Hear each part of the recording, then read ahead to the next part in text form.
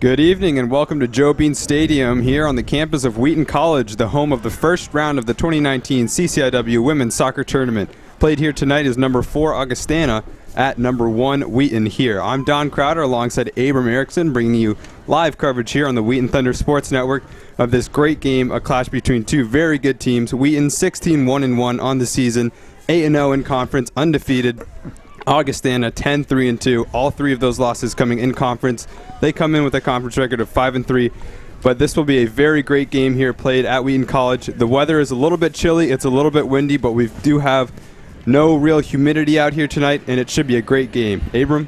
Yeah, Don, and you're exactly right. We're super excited for this game to get started, as this is a game between two really good teams. As you mentioned, the Thunder obviously have been on top of the CCIW all year long, 16-1-1 overall, but more importantly, 8-0 in the CCIW.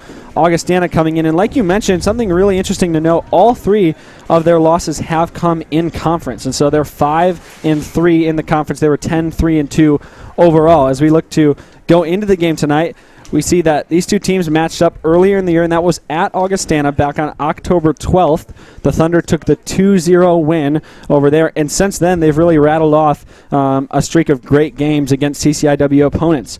After that win at Augustana, they went on to North Central, where they won 1-0, then to Milliken 3-0. Most recently, they faced off against Carthage, where they won 5-1, and then the big win that just happened a couple days ago was here against North Park, where they won 9-0. And so the Thunder certainly rolling as they come into this game tonight. We're also going to be looking throughout the night at the other semifinal match that's going on tonight, and that is number 3 North Central at number 2 Illinois Wesleyan. That's happening as we speak over at Illinois Wesleyan. And so the two winners of those two semifinal games will face off.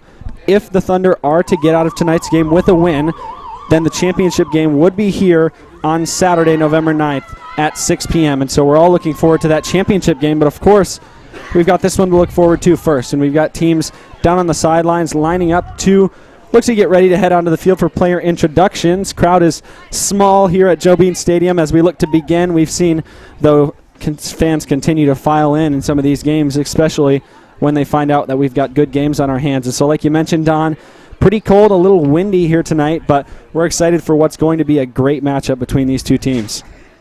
Yeah, Abram, just well said there as we get ready for these lineups and some introductions into the game. Wheaton, they've struggled with injuries all season long, injuries to two of their key starters today. Nicole Wright and Ava Graber is still out.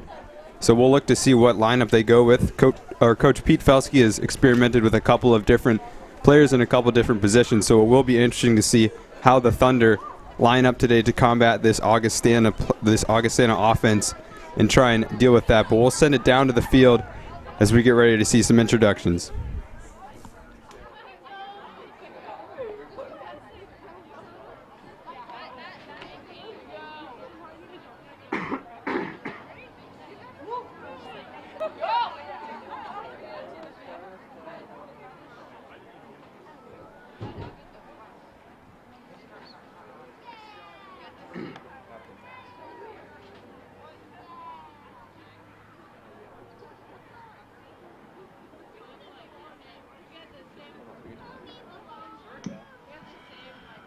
Welcome to Wheaton College and Joe Bean Stadium for the CCIW Women's Soccer Tournament semifinal matchup.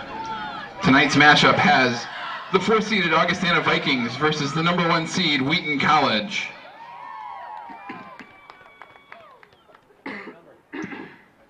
At this time, we'd like to introduce the starting lineups for both teams. First, for Augustana.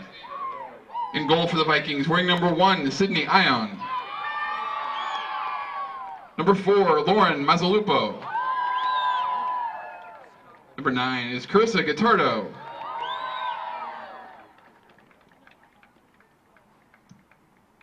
Number 10 for the Vikings, Maeve Sheridan. Number 11, Grace Sigler. Number 19, Sandra Camarillo. Number 20, Hannah Rossi. Number 22, Abby Kramer. Number 28, Anna Frank. Number 31, Molly Frank.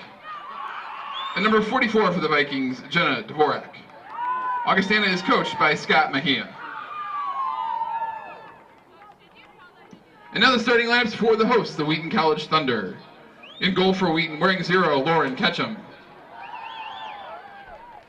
Number 3, Carney Blake. Number 4 for Wheaton, Sarah Tomich.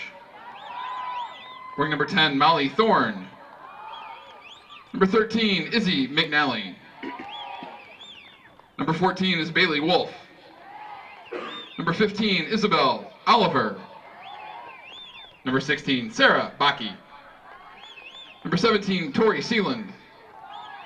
Number 18 for the Thunder, Sophia Lindquist. And number 20, Jensen Ellis. Wheaton is coached by Pete Felsky. At this time, we ask that you please rise. Gentlemen, please remove your caps for the playing of our national anthem.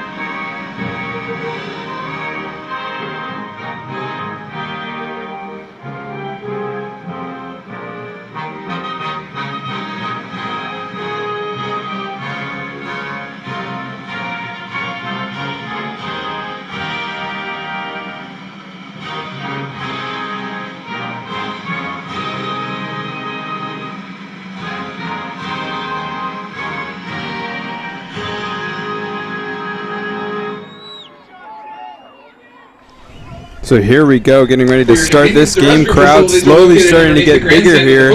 Again at Joe Bean Stadium on the campus of Wheaton College here for the CCIW Championships. The first round played here at Wheaton because Wheaton is the first seed taking on the Augustana Vikings. It will be a very great start here to this game as Wheaton looks to shed those warm-up tops and get ready to jump onto this game. We have Augustana in the navy and Wheaton in their traditional white uniforms.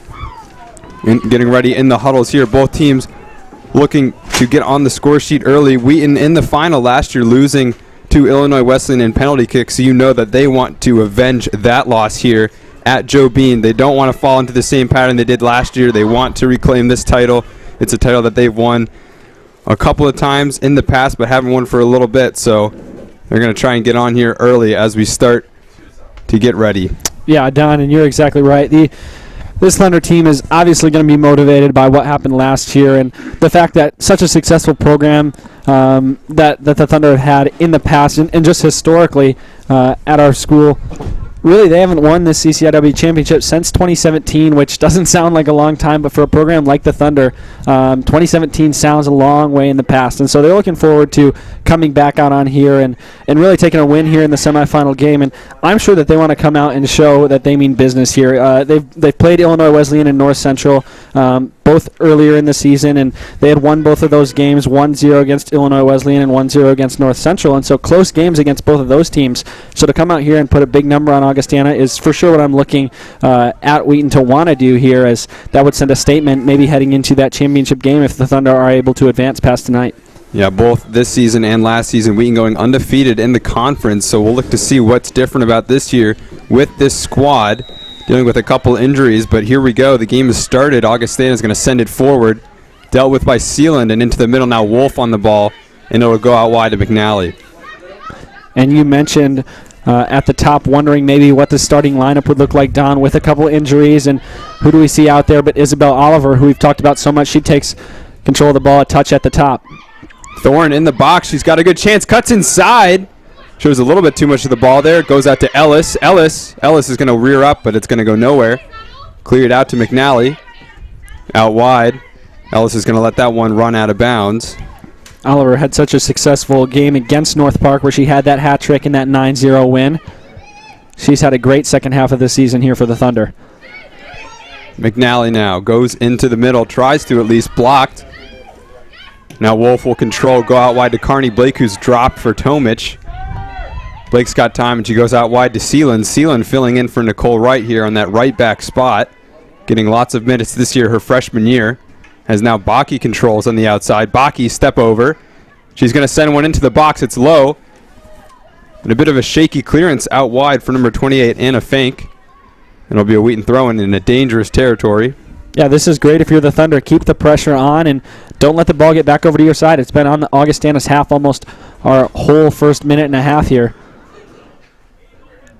Baki's going to shield it well, but it will go out of bounds here. Vikings with a goal kick. We'll have to see the leg here of Sydney Ion. So important in these cold games for these goalkeepers to send the ball long. You don't want to deal with an attack and then just have the ball headed back into your territory. So we'll look to see what Ion can do here. Right now she will be sending this one into the wind as the wind is swirling a little bit, but as you look at the flags out beyond the stands, and this one will be played very short. McNally smartly is going to let that one go out of bounds. She'll get a throw in here. And just like you said, Abram, right into the wind. I mean, that one did not seem to go too far. Wind is going to be a huge factor. McNally into Ellis. Ellis is going to lose it. And now controlling on the ball. Guittardo goes into the middle. Dispossessed by Wolf. And now Wolf goes out wide to Baki. Baki's got space. Baki still on the outside. Here she comes. Sends a shot in, and that's dealt with by Ion. Yeah, and I think this is great by Baki. She's going to work to the outside there. Gets a great pass from Bailey Wolf. Has so much space in front of her. Works out to her right and is going to fire off a shot early, and I really like that. It's a couple yards outside the corner of the box. Keeper handles it pretty easily, but putting shots on is going to be really important here for the Thunder if they want to get off to a quick start. That ball sent long by Camarillo, and Tomic is going to allow Sheridan to get to that ball, and now Sheridan's got a chance, but Tomic deals with it well. Here's Ellis. Ellis has space on the wing. She goes up. Oliver is going to shield the ball well here. Great turn from Oliver. Looking for Lindquist, but cleared away. And now Wolf on the ball. Blake goes out wide. Baki once again on the ball. Space on her right. Baki chops into the middle. Baki, still room, goes out wide. Here's Molly Thorne. Thorne's going to get a shot off and saved by Ion. That's an incredible pass by Sarah Baki. As you're going to see here, she dribbles down the sideline, works inside this time rather than outside, but puts a pass through two defenders right over to Thorne where she gets a nice shot off. Once again, it's a one bouncer that the goalkeeper handles after a little bit of a bobble, and on cold nights like this, you can't feel your hands as well. The Thunder are going to have to be ready to be there for those rebounds. They might be able to get an easy one off a bobble. Camarillo goes inside. Now Sigler's on the ball. This one will bounce out all the way to Fink. Fink's going to go down the line. And a good turn there from Guittardo, but she's going to be dispossessed by McNally. And McNally can't quite get it past Hannah Rossi, but she will keep possession here with the throw. About 4 minutes gone here now, Don, as we just tick down to about the 40-minute mark. But the Thunder have come out, and they've really controlled the possession, and they've controlled the pace of the game thus far. And that's something, I think, with a team this successful, that's what you expect, but that's what you really like to see from the Thunder. McNally's going to gift away possession. Tough chance there for the Vikings, cleared away by Blake. Now Ellis, smart move there, goes back to McNally.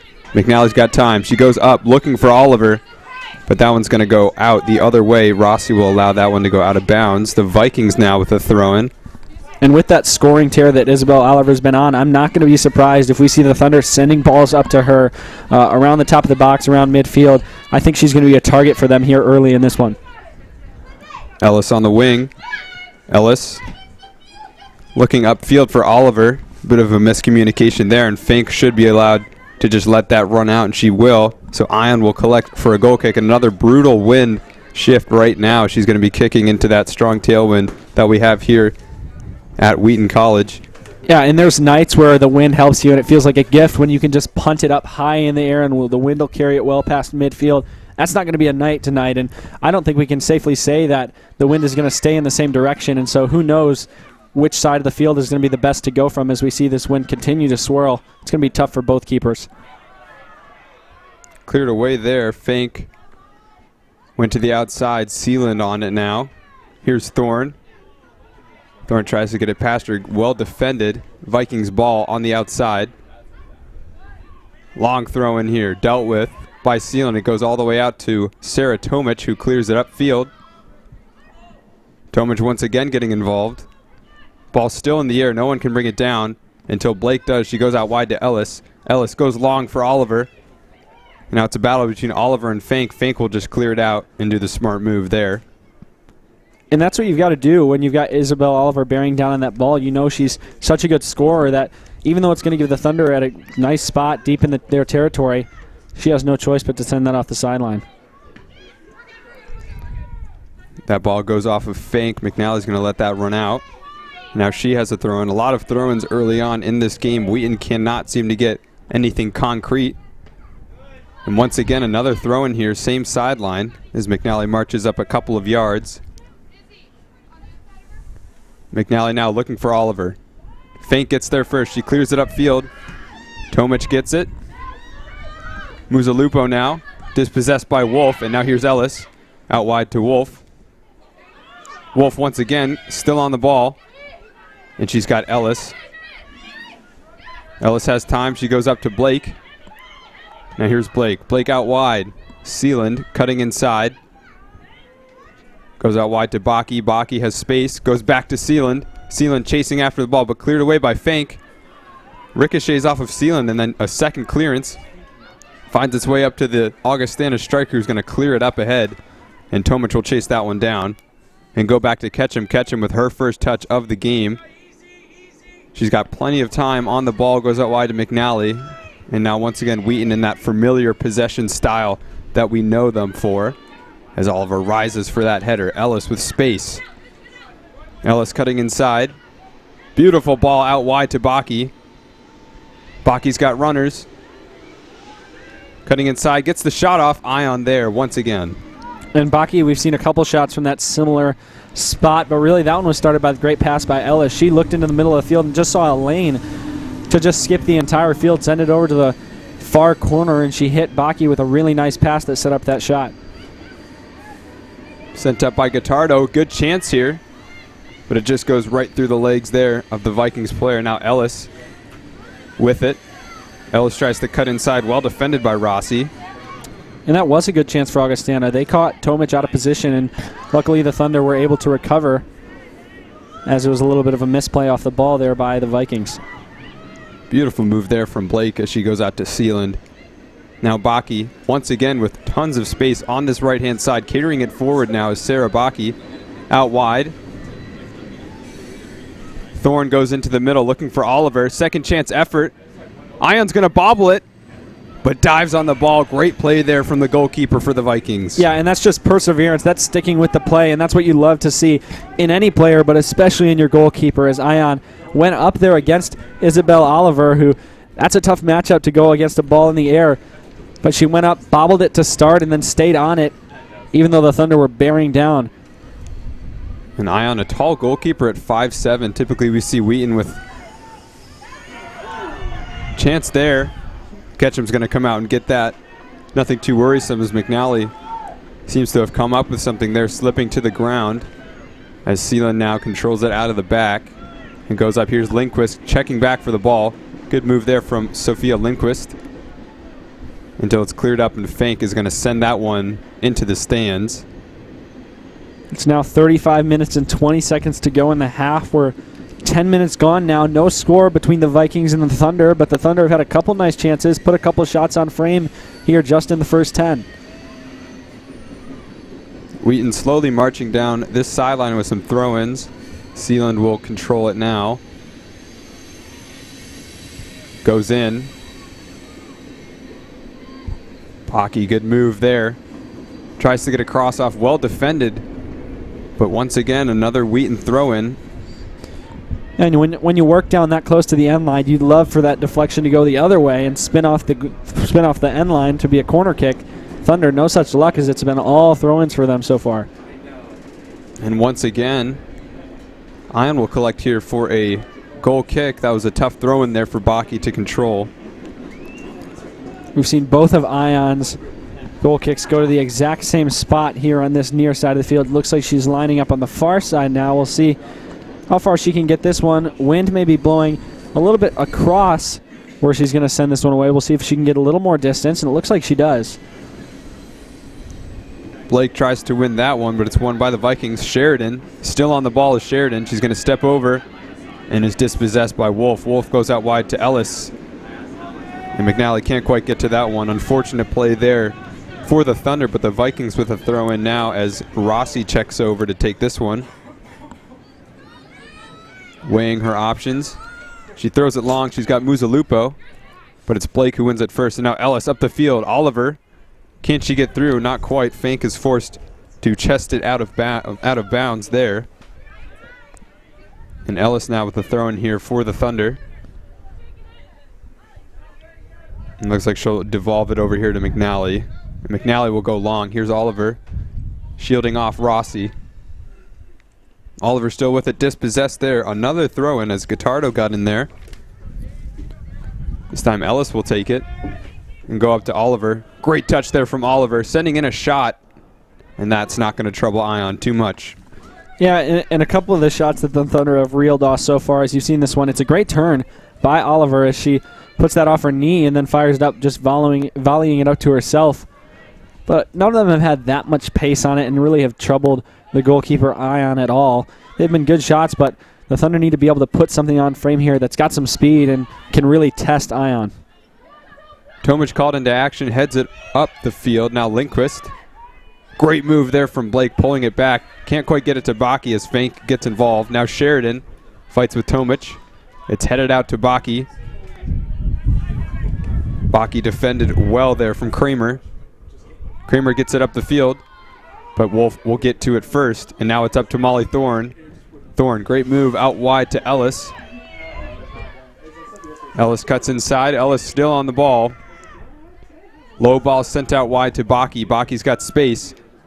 Early cross in from Baki. Ion called into action. Calmly collects. And that's that same pass that Jensen Ellis made earlier.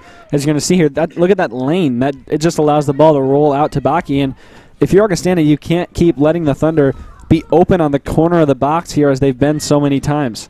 They're going to capitalize at one point or another. Ball won by Guittardo. Now Sheridan goes into the middle. Augustana with a lot of players forward all of a sudden. Sigler is going to get dispossessed though, and Seelan now charging forward. Seelan still with the ball. No Vikings players trying to chase her down. Goes out wide to Baki. Plays a beautiful vertical ball there to Sarah Baki, who can get to it. Baki steps over. Great move, but well defended by the Vikings. And now the Thunder will get their first corner kick. And Abram, we've seen a lot of different types of corner kicks. We've seen the short one. We've seen the long one. It'll be really interesting what they go with here. Yeah, and I want to look at the way that the Thunder line up in front of the goalkeeper. Looks like they're going to plant one player. That's Molly Thorne, right in front of Ion. But then the rest are just going to be standing outside that penalty box. Ball sent in. Fank is to it first, and finally cleared away. McNally, good touch there on the edge of the box. Sends a low shot that's blocked. Carney Blake nearly dispossessed by Sheridan and is able to get it out wide to Sealand. And now Bailey Wolf in a pocket of space. Wolf goes in, headed away. Cleared away, but only as far as Jensen Ellis, who's got a good chance here. Ellis still with the ball. Great move there from Ellis. Unable to get any cross in, but they do win another corner. We'll see if the Thunder opt to go a different way, as they really didn't get anything out of that first corner kick. It was easily cut away by Augustana. Ellis will take it here in the near corner. Ellis with that left foot's going to bend out. Chasing to it and getting there first is Muzalupo, but Wolf is nearly able to play it out wide to Ellis, but it's too hard of a touch. And now Rossi will march over and take this throw in. 30 minutes to go here in the half. Things still deadlocked here between Augustana and Wheaton in the first round. Here are the semifinals of the CCIW Women's Soccer Tournament. Confusion here between the players and the referee as to where this ball went out of bounds. Looked to us like that went out of bounds immediately, but Ellis is called back. Oliver is the intended target. Back to Ellis. Great spin there from Ellis. And now it's McNally. And here's Tomic. Tomic goes out wide. Seelan now on the ball. Seelan has a space in the middle for Lindquist. Lindquist now charging forward. Looks for Oliver. But it's bounced out wide to Ellis. Ellis still with it. Great move there. Gets past two. She's got space to get a cross off. She does. Goes low. Blake is there. And conversion on. Now it's Baki. Baki gets a shot off. It's blocked. And it looked like that may have gone off the player's hand there. Nothing from the referee, despite cries of protest from Wheaton. Ellis will have to retry here. She goes out to McNally. McNally's going to try a cross, but no good. Now Blake out wide to Sealand. Sealand, she has speed behind her. Here's Sealand, goes to Lindquist, and Lindquist dispossessed there by Fank. Muzalupo forced to clear it out wide only as far as Ellis. And whatever Augustana can do, they can only get it so far out as that back line of the Thunder, not able to get any big clearance to get them out of danger. Ellis now. Here's Lindquist. Ellis chips it forward for Oliver. Can she get there? She can. Oliver charging inside, gets a cross off. It's a good cross to Baki, just goes right under her foot though. And now Sigler, chased down by Baki, forced to clear it out wide, and Sealand again puts the Vikings under pressure. Cleared out only as far as Wolf. High line here from the Thunder. The Vikings cannot get the ball out. McNally now. McNally will charge forward. She has lots of space in front of her. She gets a shot off, blocked. Oliver gets there first. Oliver has Ellis on the overlap. Ellis cutting inside. Tries to get around the player. Wolf comes to the rescue, and Wolf goes in, and then that shot just goes low. Ion will collect again. Yeah, it's been almost carbon copy of all the other shots that we've seen so far. And if you're the Thunder, you'd love to see maybe a little something better put on frame there after kind of a frantic sequence where Augustana was certainly getting tired of defending that final third as the Thunder just kept coming in. Now Augustana trying to get a chance of their own on the other side. Baki forced to cut inside, goes out wide to Sealand. Sealand's got to sprint over to get that one. She does have time though, goes up for Baki. Lindquist can't quite find the right man, but Wolf collects again. And now Thorne to Oliver. Oliver out wide to Jensen Ellis. Ellis has got time and space, gets a shot off, and that one not nearly as far as Ion would have liked.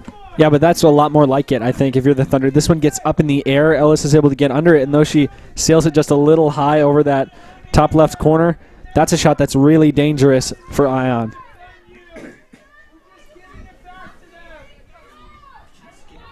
Ion now will clear it out of the back. Looks like she's going back to her favorite spot. She'll send it up, and it'll go all the way through to McNally. Thorne comes back from a smart touch there from Molly Thorne. She's dispossessed from behind. Rossi clears it out. McNally heads it up to Ellis. And then in the middle, Guittardo to Muzalupo. And Muzalupo tries to get it up to Guittardo, but it's sent out of bounds by Wolf.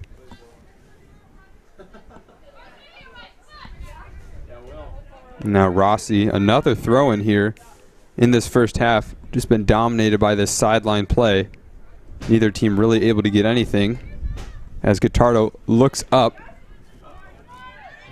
Nearly a chance here. Tomic has got to be smart here. She clears it away. Sends it all the way up to Oliver, but it's Fank once again coming to the rescue. Lindquist controlling. Keeping the possession here for Wheaton, and now Wolf. Wolf is forced to go back to Tomic. Sealand on the outside. Sealand still marching forward, making a lot of these long runs. Gives it off to Lindquist. Lindquist up to Thorne. Good move there from Molly Thorne. Gets a shot off, and once again too low and not enough power. Similar look here as this is a good pass forward. It's a really good turn there to get through two defenders. Great ball skills as this one just comes skipping in across the ground. Never really troubled the goalkeeper. A quick look outside to that other game we've been talking about, Illinois Wesleyan against North Central. We're going to keep an eye on the other side of the CCIW tournament, and this game going on at Illinois Wesleyan. It's still tied 0-0 in the 22nd minute over there. We'll keep you posted as to how that one goes, but similar look of the way things are going here at Joe Bean, where the Vikings are still tied to with the Thunder 0-0. Molly Thorne is going to battle with Molly Fank. Fank is going to win, but still Thunder with the possession. Blake goes out wide to Sealand. Sealand has room in front of her. Low cross sent inside. Ion once again calling off her defense to collect that one. And there's been a couple times already tonight where we've seen crosses sent in that look really promising for the Thunder, and then we just aren't able to follow it up with the second half. And so I think the Thunder need to work on those connections, able to link up on those crosses. And if they've got somebody on the other end of those really nice passes inside the box, they're going to be able to put something on here that gives Augustana some trouble. Ketchum goes early out wide to McNally. McNally forced to clear.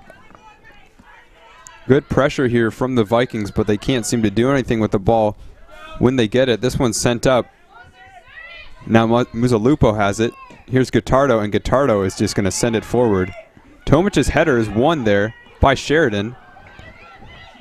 But now Sealand will send it out wide to Baki. Baki goes up the field looking for Lindquist. Lindquist, good turn. Lindquist in the middle. Now Oliver has it. Oliver with a lot of space around her. She can go out wide to Ellis. She does. Now Ellis has it coming into the middle. Jensen Ellis on the ball. Cuts to the outside. Still with it is Jensen Ellis. And on the edge of the box, here's Bailey Wolf. That shot goes wide. Just not the right curve there as it's cleared up the field. And on it now is Sigler. Sigler has time on the ball and goes out wide. And now it's a foot race here as McNally. A nice slide tackle there from McNally, and she does win possession. Great play there from the junior left back, Izzy McNally, as she wins her team the ball. Yeah, incredible tackle by McNally, and she gets up right away and wants to throw this ball back in. You can see that the Thunder want to play with pace.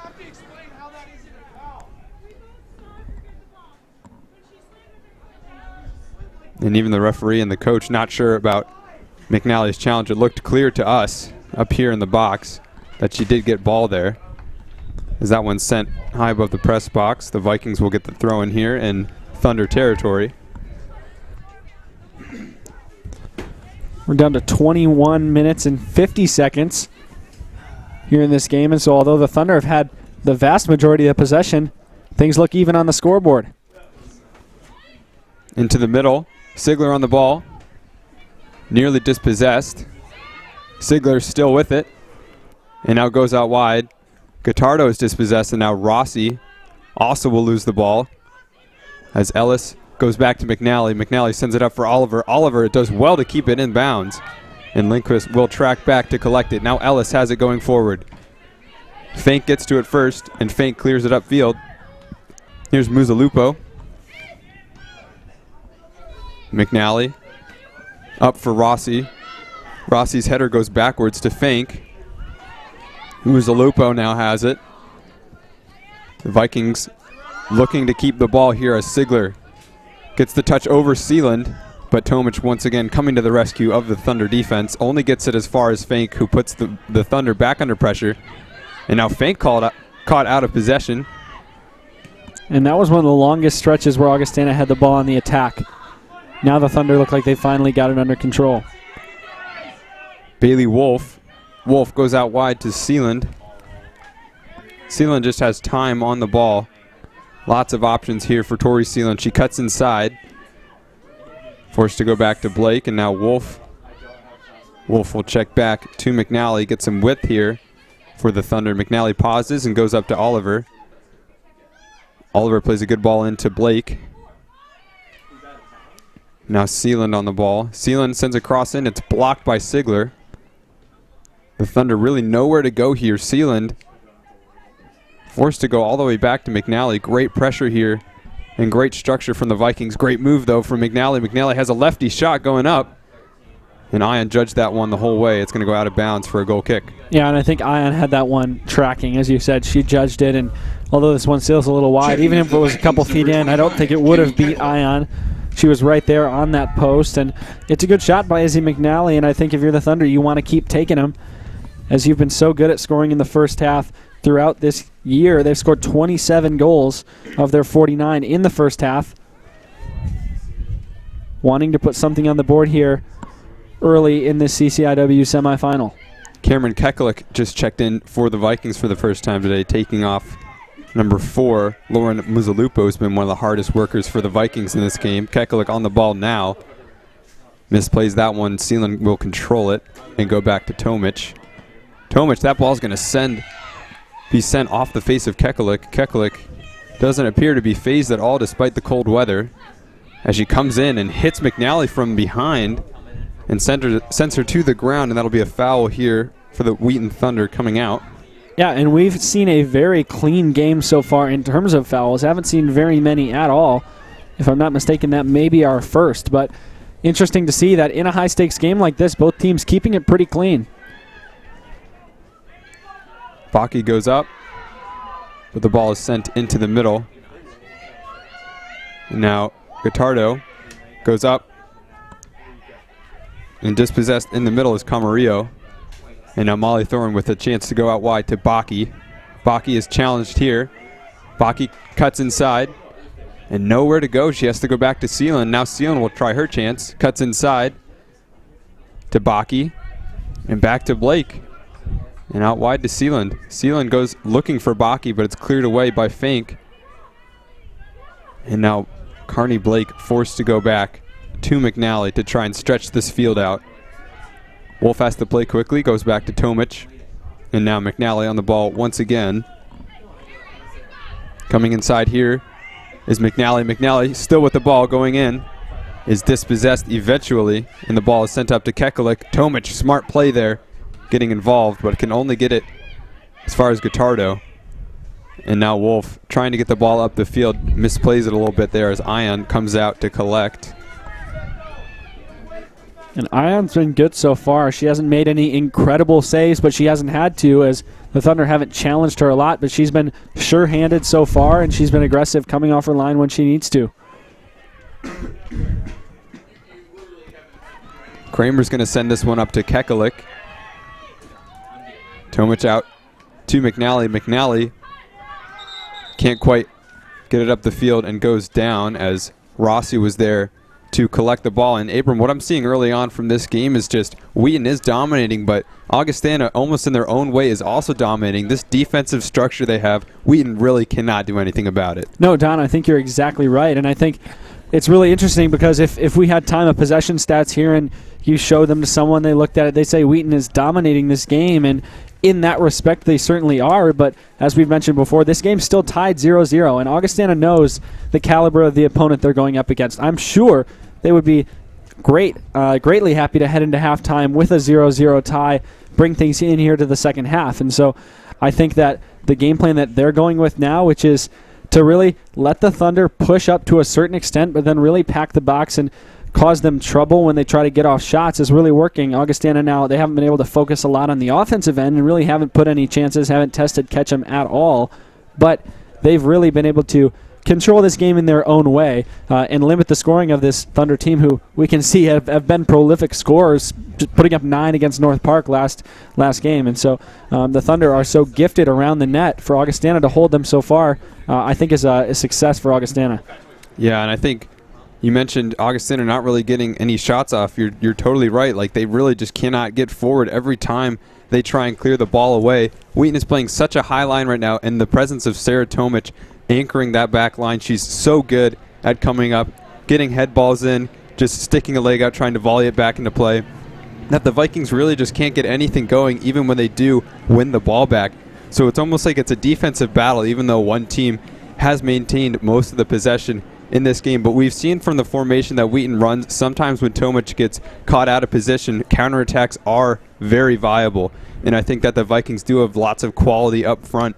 So we might see a little bit of a goal against the game script, as they say, in this game, as Augustana will look to get out from this defensive structure. But maybe if it works for them, maybe they'll just stick in it. I mean, if they can get, as you said, to halftime with a 0-0 score, I think that would be really good for them. And Don, I think, like you said, the Thunder at some points playing that high line have been susceptible to the counterattack. And that's true, although I don't think that the Thunder don't realize that as well. And so I think that that's maybe a trade-off that they're making at this time, saying, yeah, we understand that may put us in a tough spot at some particular points if Augustana is able to capitalize on that. But I think they're also confident that pushing that high line up past midfield and keeping the pressure on Augustana is ultimately going to be the better of the two options, as they're just going to be able to fire shots off against Ion, although, as I said before, Ion's been great so far in this one. Yeah, and I just take a moment to talk about, I assume they're sisters, the Fink sisters here for the Vikings anchoring that defense for Augustana, both of them playing as the center backs. Very interesting on the roster. Anna Fink listed as a forward, but both her and Molly Fink playing in the center back role. I've also been very impressed with how the defense here of Augustana has been able to contain Sarah Baki, who has 12 assists on the season, leads both the Thunder and the CCIW in assists. So she has been one of the premier playmakers here for this Wheaton team that is not short of talent at all. So it's very impressive so far that the Vikings have been able to corral players like Baki, players like Isabel Oliver, who just won the CCIW Offensive Player of the Week award. They've been very good tonight. And McNally is now on her feet and being helped off in the field here. We've been in a little bit of a stoppage due to an injury, and McNally will be helped off. We will look to get things started soon with 17 minutes now left on the clock in this first half. And Don, you mentioned just briefly Isabel Oliver, just named the CCIW Player of the Week here this past week, and that comes off the heels of her hat trick against North Park, the 3 goals she put in there. And we've already seen the Thunder very ready to target Oliver. And on the offensive side, it's really been Oliver and Baki so far, with the tandem of those two being the ones to put shots on here for the Thunder, and I think that's going to continue to be the way things go. I wouldn't see that changing now with the talent of those two players. And, you know, we've talked about how Ivor Graber is such a presence on this Thunder offense, and she's not out here tonight as she's injured. And so I think as she's not on here as well, it's going to be a lot of Oliver and Baki, and we know that there are other Thunder players can score. If there's a free ball in the box that the Thunder are able to come up on here, I can very easily see anyone from the Thunder slotting one in to the back of the net. So the Thunder will kick the ball back to Ion because the Vikings have possession when the whistle is blown. So good sportsmanship there from both teams as the ball is sent into the middle. Freshman Sarah Max checked into the game for McNally for that injury substitution, although she was also lined up for a couple of minutes before McNally went down, so she was coming in regardless, as now Thorne has it on the wing, tries to send a ball in, but 2 Vikings players there to block her. It's going to be interesting in the last 15 to 16 minutes to see if these teams change their approaches at all. If either team gets antsy at the fact that they may be tied heading into halftime, see them get a little more aggressive. I wouldn't be surprised to see that. Sealing gets a really good cross in. Lindquist almost there, but it's cleared out. And now Max, her first touch on the ball, goes out wide to Ellis. Ellis has it inside. Ellis with space. Goes out to Max. Max has time for a cross. Keeps the ball. Good move there from Max. Gets past her man, but can only find it as far as the feet of Camarillo. And now Wolf will let that one go out of bounds. Yeah, but Wolf will throw in now. And she'll find Ellis, as her target, who works her way to the end line. Ellis still has it. That ball's still in bounds. Ellis with the ball getting around 2 defenders. Goes to Oliver. Oliver into the middle. Lindquist on it. Lindquist has Sealand. Sealand cutting inside, and now Sealand goes out. Here's Wolf to Max. Max will charge forward. Max goes out wide to Ellis. Ellis into the middle. 3 players ready to trap Ellis here. Just look at the Vikings line. So structured right now from Augustana. And then the third person back, Hannah Rossi, is going to deflect that one out of bounds for a Thunder corner. Yeah, and so the Vikings understand what they need to do. You see the 3 players planted firmly in front of Ellis. They weren't going to let her get around the corner and get into a dangerous position. And I think that's what's Augustana shown. They're playing smart. Blake is going to send this one high into the middle. It's dealt with, not by Fank, but by the Wheaton player that got to that ball. I couldn't quite see it, but controlled by Ion. Yeah, let's see it here as Blake plays this one high, which we haven't seen yet. We'll see who soars in and gets ahead on this one first. Looks like it's going to be Tomich, who was the one who made contact. And once again, we saw a little bit of a bobble from Ion. And the Thunder looks like they were pretty close, ready to clean that one up. And Ion falling right back down on top of it to make sure things are steady on her side. Tomich rises to get that. And here's Max. Max is dispossessed from behind. But Keklik is going to allow that one to roll past her as Sarah Max controls it. And actually, it looks like Keklik has a bloody nose here. That's really unfortunate there. Obviously, you don't want to be taken out, but you do have to quickly get that taken care of. Hopefully, she'll be able to come back in really soon. Just the weather here, very susceptible to bloody noses. She did take a ball earlier right from the kick of Tomic, I believe, and just kept on running, which we were impressed from, but it looks like that ball had some repercussions there. So hopefully she'll be able to come back in a couple of minutes when the bloody nose comes away. But in the meantime, Kayla Garcia will check in for her and hopefully play up top here for the Vikings. But still, Thunder ball on the sideline as Max will take this throw-in as we get the game started back here. Clock will start again with 13:53 on it as we march down in and now past the 30th minute. Rossi has it for the Vikings. That ball goes under Wolf. Good strength there from Dvorak. Now here's Garcia. Her first touch on the ball goes to Sheridan. Garcia still with it, but it's cleared out. Kramer now. Kramer goes over the top. Tomic there once again, sends it out wide. Baki can't quite get it there. And now the Vikings with a very dangerous looking throw in here. And this is one of the best opportunities they've gotten to set something up here in their final third. Bobbled around a bit. Blake takes it over at the touchline, sends it over to Wolf, who chips it forward. Can they get it out of pressure? They do. But it goes out of bounds. Thorne can't quite turn and go there. It'll be called back here. Vikings still with a throw-in, still with possession here.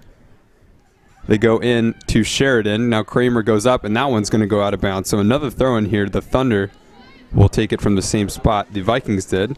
Yeah, and you don't like to see that if you're Augustana, as that ball was just played to the feet of that Vikings player there, but didn't really realize her spot on the field, and she was actually over the sideline. Although they get the ball right back and look to attack across the middle. Checking back. Feint goes up. Now Max on the ball. And Wolf is going to send that wide for Rossi to collect. Wolf still on it. Here's Oliver. Bailey Wolf surveys the field, goes up for Thorne, who's checked back. Thorne, smart touch, out to Oliver. And now Oliver's got space, goes inside to Lindquist. The Vikings retreating very quickly, and now they already have players in front of the ball, and it goes out wide to Blake. And just like that, that counterattack is lost. Seelan cutting inside. Seelan still on the ball, has to go out wide to Carney Blake. Blake sends a good cross in. Wolf now to Thorne. Oliver has it and goes out wide to Ellis. Ellis is going to skate past her defender, once again, and crosses it in. And that's going to go off of Marcela Arguin for another corner. Yeah, another corner kick here for the Thunder, and that comes on the heels of another nice cross in by Carney Blake that we saw that almost turned into something there, but we see Jensen Ellis on the corner then just beating her defenders once again. They locked it down just a couple plays ago, but weren't able to stop it this time. That ball sent in, and Ion calmly will get there first. Standing at 5'7", she does have the height to get to those balls. Yeah, see, she just plucks it over the head of Molly Thorne there. Ion will put it back into play. Seelan will rush to get out and get it, but Garcia is going to flick it over her. And now Tomic is going to have to battle Sigler here. She does go back to Ketchum. Ketchum far out of her own box. She'll send it out wide to Max. Max is immediately under pressure here from Arguin. Good move there from Max, and goes up looking for Ellis, but cleared away by Rossi. And a Thunder throw in here. Immediately put back to Tomic, and Tomic is going to send this one up looking for Oliver. Oliver defended by Fink. Smart play goes back out wide to Ellis, and Ellis is going to look up the field for Molly Thorne. Thorne on Fink, and Thorne's going to win that one as we have two substitutions here.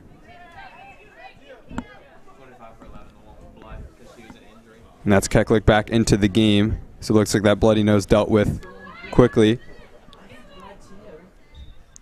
Dangerous throw in here for the Thunder. Oliver on it. Thorne is going to try and cross it in and just goes out of bounds again for another throw-in here.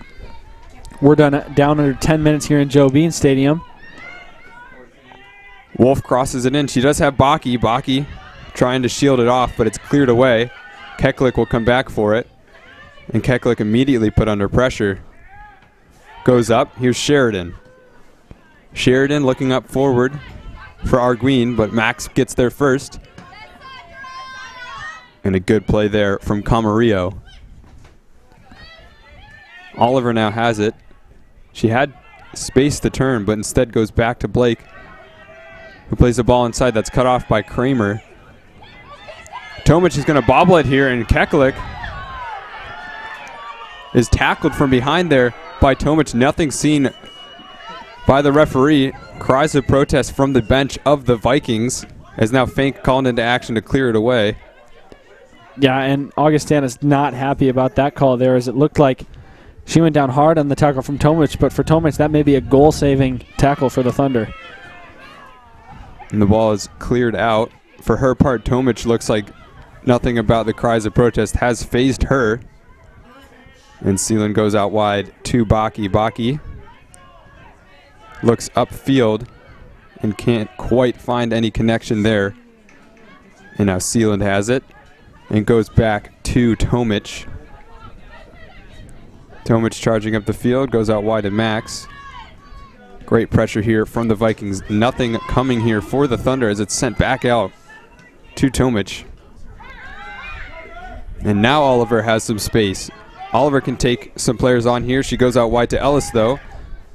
Ellis sends an early cross in. No one there for the Thunder. And it's finally cleared back out. Sarah Max, good move. Throws it back to Tomic, who sends it out wide to Sealand. Lots of passing around the back for the Thunder as the Vikings continue this structured play that they have all game. Baki once again forced to go back to Tomic. And now Ketchum called out of her box. She'll go wide to Sarah Max, who's immediately put under by Arguin. Oliver with space. Oliver goes out wide. A smart ball to Baki, who just has to get past Kramer. She does. Here comes Baki. It's a good chance. Sends it in low. Thorne can't get to it. Rossi will win the first chance and send it out wide. But Sealand's going to come in and put in the tackle that I believe is going to be called back for a foul here. I think so, and that one looked a little less blatant than ones we've seen, and so the Thunder, I'm sure, aren't happy about that one, although Augustana sure thinks the Thunder have gotten away with a few already. It'll be a free kick for the Vikings with 6:30 to go in the half. Ball sent up, won well by Keklik. And once again cleared out by Fink. It's just going right back to the Thunder. Max now has it. And a beautiful turn there from Max. Can't she keep the ball against Arguin? She can't, but she does force the clearance from Rossi. And now a little bit of a miscommunication between Ketchum and Tomic, but the ball is a good one. It's sent out to Oliver. Oliver now has space.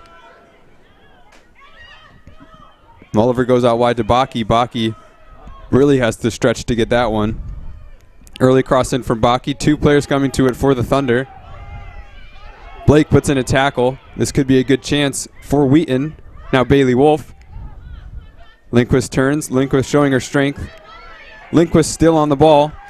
Has to go back to Ellis. Ellis charging into the middle. Here's Ellis.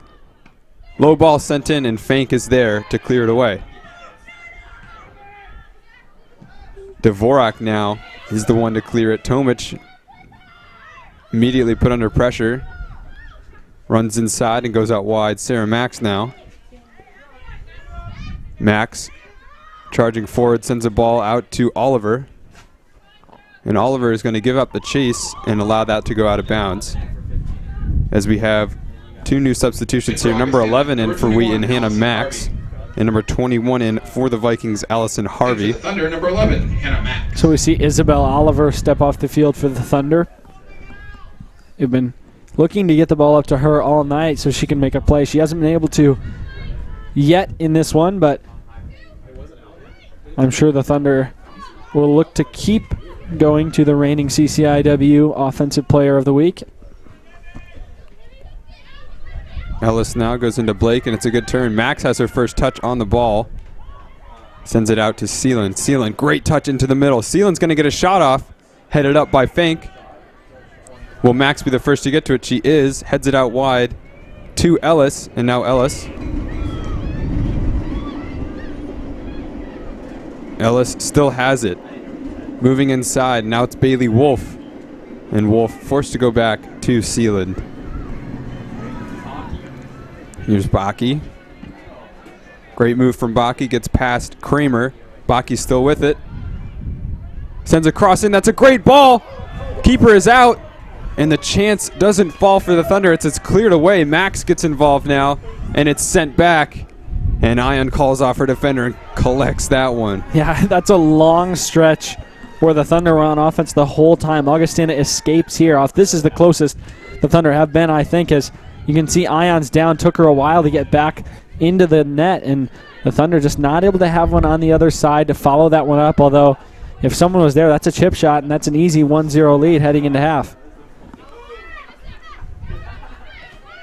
Quick throw in. Now it's Max. Wolf tries to go inside, but it's cut off. And now still with the ball is Allison Harvey, who sends it up the field. And then a poor touch there. It's going to be Thunder ball. Tomic taking over from the back. Whips it out wide to Seeland. Seeland up to Baki. And Baki goes long. Molly Thorne, good fight. Keeps possession for the Thunder as that crowd really has tripled in size here at Joe Bean as players, or as fans have shown up for the team here. They know that this is the first round of the conference tournament. They know what a big deal this is for the teams here tonight. They have braved the tough weather, and they have come out and they've showed for their teams. Ion puts it back into play. Seeland loses it. Suddenly players forward for the Vikings. What a tackle there from Sarah Tomic, just single-handedly ending that entire chance as Seeland uses her strength to body off the defender but can't quite keep possession, and the Vikings with the throw-in now. I think that's a spot where the Vikings might be able to pull a fast one on the Thunder here, is when everything looks like it's fine and then all of a sudden you've got 4 up for Augustana, looking at only 3 for the Thunder, and that's what happened there. It was only due to that nice tackle by Tomic that they escaped from that one, but kind of out of nowhere, just very slyly, this Augustana team turns it on and tries to get an attack in the waning minutes of this first half. Seeland goes long looking for Molly Thorne, who has a great touch. That's a beautiful touch. Molly Thorne still with it. And finally cleared out of bounds by Fink, who had to come over and help out Kramer. So now Molly Thorne getting a little bit more active as this first half comes to a close. Seeland crosses it in. Lindquist is going to be in front of Ion. I'm going to be interested to see what happens here. Both players are down. It looked like Lindquist was making a play on that ball as Ion came soaring in. The referee's going to sort this one out as both players are now on their feet. Clock is still running, actually, with a minute to go. 1 minute remaining in the first half. And it looks like it's going to be a foul here. The Vikings will have the ball coming out. Not sure about that call, Abram. I think Lindquist really just stood there as Ion dove over her. I don't think it was a foul on Ion's part as well, but the Vikings get a great opportunity to clear it up the field without any danger as Keklik smartly keeps the ball. She's got Harvey in a pocket of space. Harvey goes up. Garcia now. Max forced to check over, and now Ketchum is going to sprint out of her goal to collect this one. Yep, down below 30 seconds now. Ketchum can send this one away and effectively end the half here. Vikings will send it forward. Tomic calmly clears it away. Hannah Max trying to get back on the ball. It's Dvorak, 10, though. 9, Only gets 8, as far as Blake, 7, and now 6, Molly Thorne goes out 5, wide to Jensen 4, Ellis, but nothing really she can do. 2, She 1, sends a shot 0. in, so she'll get a shot there, but that'll be it for the Halftime first half. score Very is frustrating CCW first half if you're semifinal Wheaton. matchup is Wheaton but also 0. a very successful first half. Augustana, If you're the 0. Vikings, 0-0 here, Abram, and really we don't have much to talk about because nothing too much has happened. Yeah, no, you're exactly right, Don. And I think just the phrase, just saying that nothing has happened, points towards Augustana's favor. Because if you're the Thunder, you would love to come out and put 2 goals up against Augustana in the first 45 minutes. But the fact that it's still 0-0, I think, is in Augustana's favor as we head into the second half. And we mentioned before, the Thunder have by far held the possession advantage, as well as they've got a lot more shots. They've got a lot more shots on goal. They've had a lot more dangerous chances, but nothing has resulted from that. And Augustana on their end has had very small glimpses of some times where they could be able to look at a chance to score. And the Thunder have snuffed out those chances so far, and they've been effective in doing so. But heading into the second half, it's anyone's game here with the 0-0 tie. As we look over to the other side at halftime as well of that Illinois Wesleyan and North Central game, things tied 0-0 over there as well. So the championship game of this CCIW tournament, the 2 teams that will play, it'll be decided at some point in the next 45 minutes of both of these games. Yeah, well, we'll look to see what these coaches talk to their players about. Just like you said, Augustana has to be happy about their game plan, but we'll see what Wheaton comes back for after the break.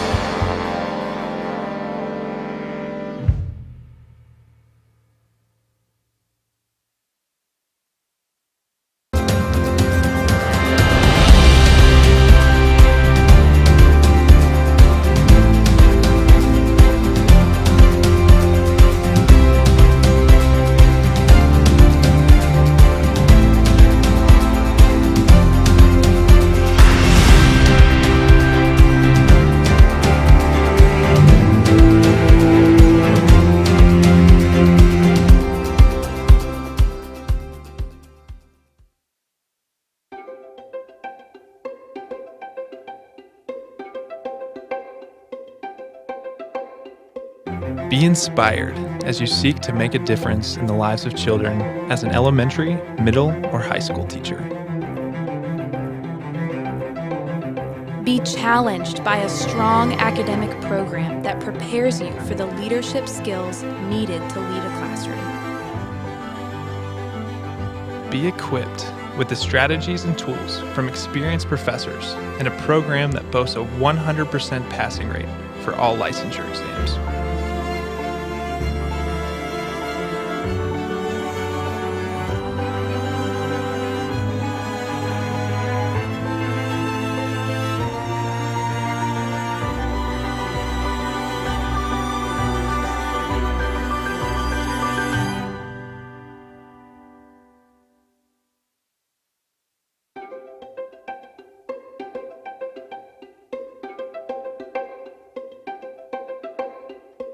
Be inspired to lead others to the Christian faith as professional English language teachers serving across the globe. Be challenged as you dive deep into learning about other cultures while understanding how to create the bridge between English and the native language of your students. Be equipped as you gain valuable skills and lessons from leading researchers and teachers in the field who have decades of experience and whose work spans 6 continents.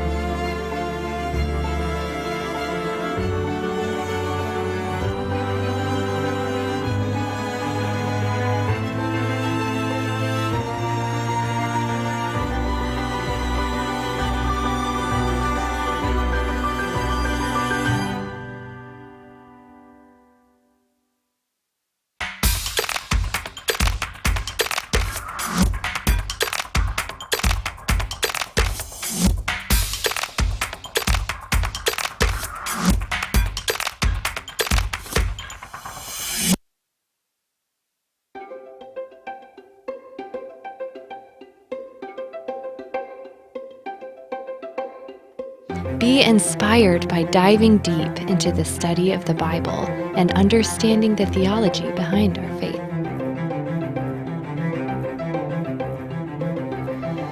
Be challenged with advanced study of biblical and theological knowledge.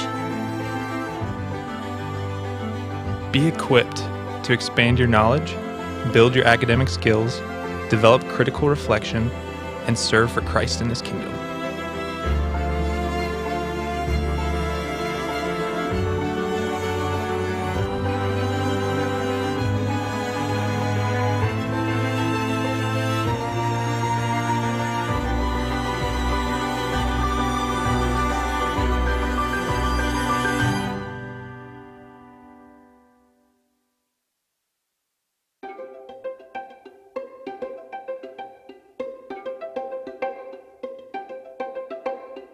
Be inspired as you grow in your ministry and collaborate with other leaders like you.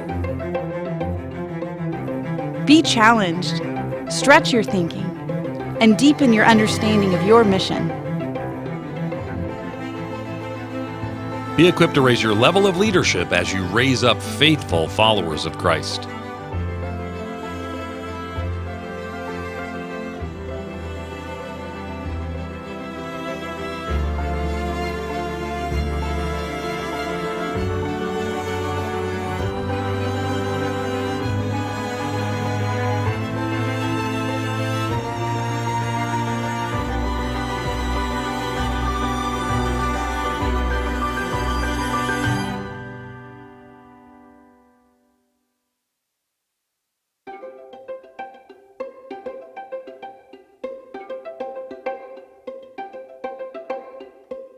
Be inspired to serve a world filled with justice and suffering. Be challenged with a rigorous academic program that trains you to analyze psychological theory and research from a faith-based worldview and apply it to serve the needs of individuals and families in need of healing. Be equipped to integrate your Christian faith and practice with the best of contemporary scholarship and professional standards in the disciplines of clinical psychology, counseling, and marriage and family therapy.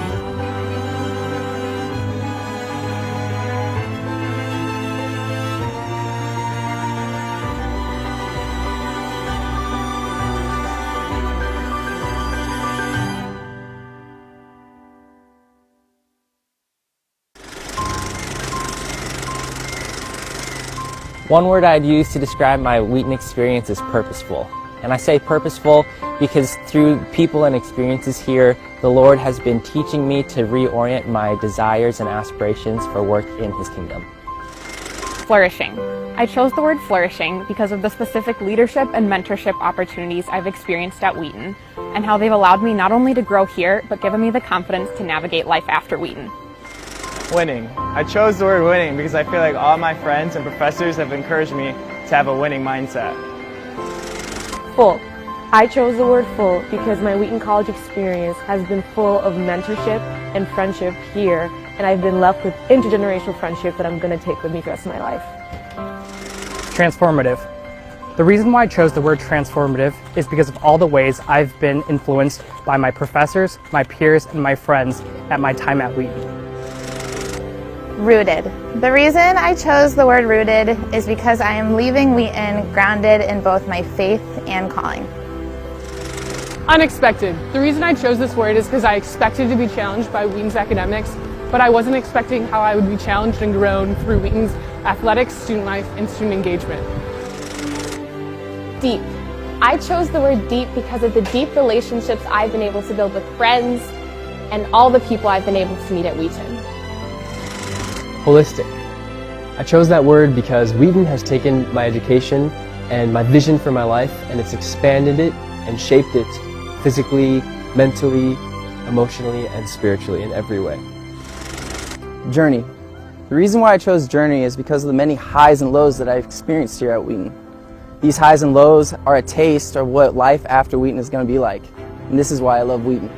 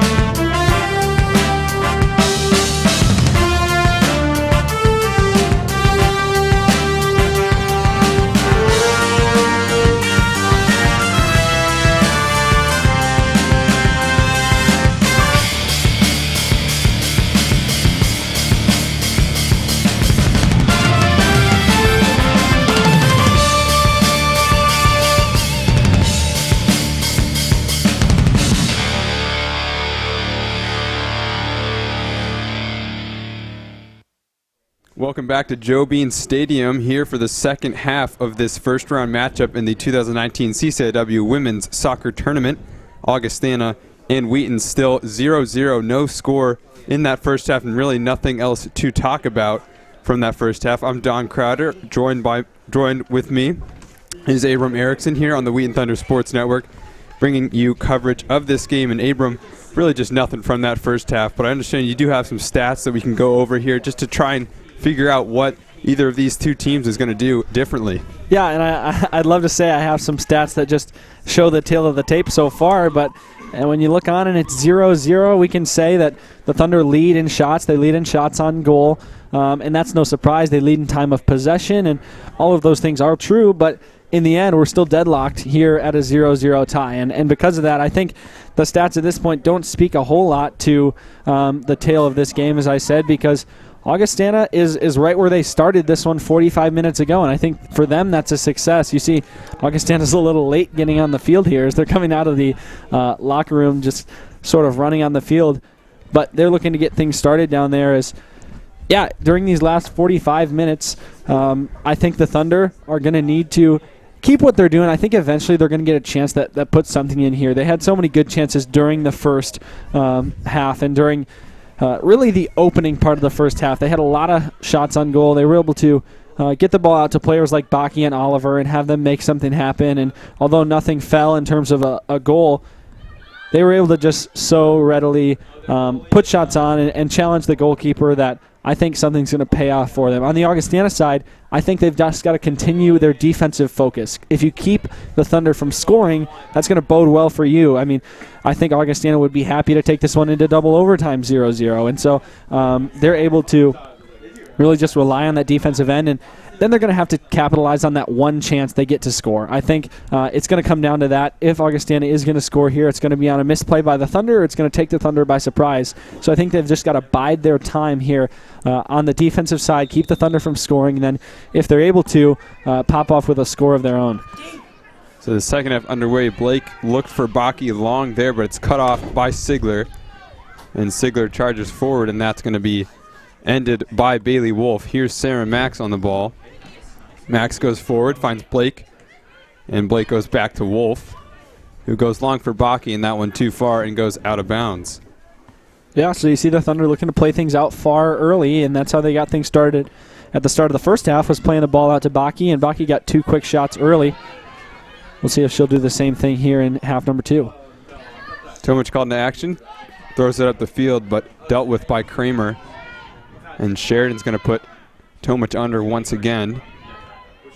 Here's Wolf out wide to Seelan. Seelan playing left back now. Sarah Max has moved to right back. An interesting move. I think Sarah Max is a left-footed player. So not sure why they switched positions there, but obviously there has to be a reason for everything. And there is a reason why Coach Felsky does have his job. As now Max is on it and goes up the field. Oliver trying to fight off Fink. And we see Isabel Oliver back on the field after she came off with 5 to 10 minutes to go in that left in that first half, and now she's back on the field. The Thunder looking to target her once again. Seela now tracking over. Gets it to Max. And wide open on the outside is Guittardo. Here comes Guittardo tracking in on Seeland. Seeland, a great tackle. And now Tori Seeland goes out wide to Jensen Ellis. Ellis goes up the field, and a little bobble there from Thorne sends it out of bounds, and the Vikings get the ball going forward. Or excuse me, it's going to be a Wheaton throw here. So I did not see that correctly. It looks like Thorne must have played it off the foot of Guittardo there. So the Wheaton Thunder still in their possession, and that will go out of bounds. Once again, another throw. Yeah, and we saw that a lot in the first half. The Thunder just kind of marching their way up the sideline, throw in after throw in, just kind of working their way towards the box, and then they finally are able to get some shots in. They send a cross in, and the next thing you know it, they've had the ball in their final third for a minute or more, it seems like. Ellis dispossessed the ball by Fink, and now Fink is just going to clear it forward as it's chased down by Keklik. And Ketchum goes back out to Tomic, who created a nice angle for her there. And here's Seeland. Seeland cutting to the outside. Does she have options? She does. She goes for Ellis. And it's going to be called back for a foul. So the Vikings being a little bit too aggressive chasing Seeland down there, as the Thunder will get a free kick here coming out. Yeah, and we mentioned it early in the first half that this game's been very clean so far. We've seen only a few fouls. The referees only had to been called into action a couple times, and we'll see if that changes here in the second half. Is if the score stays tight. These teams, obviously tensions could be running high, and both teams obviously want to win this game. We'll see if that'll change the physicality of things. Sigler went up looking for Keklik, but Tomic gets there first, and now Tori Seeland goes back to Tomic. Here's Sarah Max. And now Molly Thorne with it. Dispossessed, Sigler on the ball. Looks for Sarah Max, and that one's going to go out of bounds. Augustana wants to get in quickly. Now Max on the ball. Tomic is going to clear it forward. Sigler's there first. And the ball can't be put to ground there as Augustana controls once again. Put back into play by Kramer. Tomic clears it forward. Nice ball sent right over the head of Camarillo. And Fank called into action. Only gets it as far as Blake.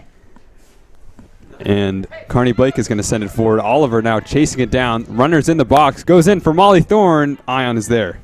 And that's a great look as that one's played up ahead to Oliver. Oliver had the space. She got to the ball first. She worked her way to get across. Look at all the space she has in front of her. She's able to cross this one in off the first touch, and it's just a little too far out in front for Thorne. But if you're the Thunder, those are the chances you're looking to get.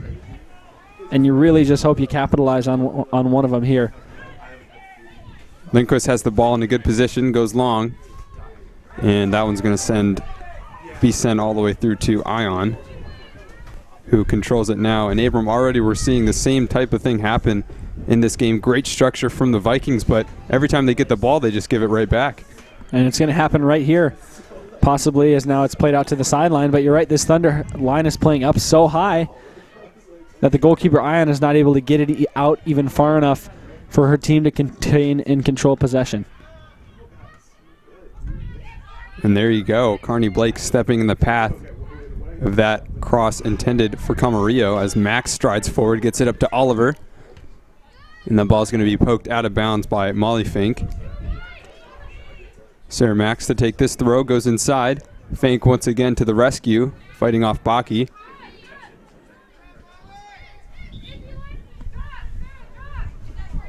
And we'll see a Vikings throw in here. It goes long for Keklik. Tomic is far out of position here. She's tracked up. Bailey Wolf comes to the rescue here, and now Tomic forced to track back. She does get a nick of the ball there on the way back, winning possession, and now Sealand space in front. Sealand cuts inside and looks for Wolf. Wolf has time. And now here's Baki. And Baki goes back to Max. Max forward. Here's Wolf. Wolf looking forward for Baki. Miscommunication there. Out of bounds for a Vikings throw.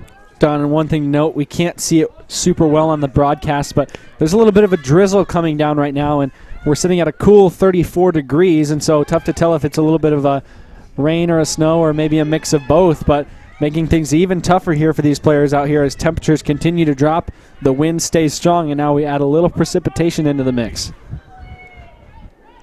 And there you go, Sealand losing control. So already that precipitation just making the ball a little bit harder to control. Keklik has the ball in a good position.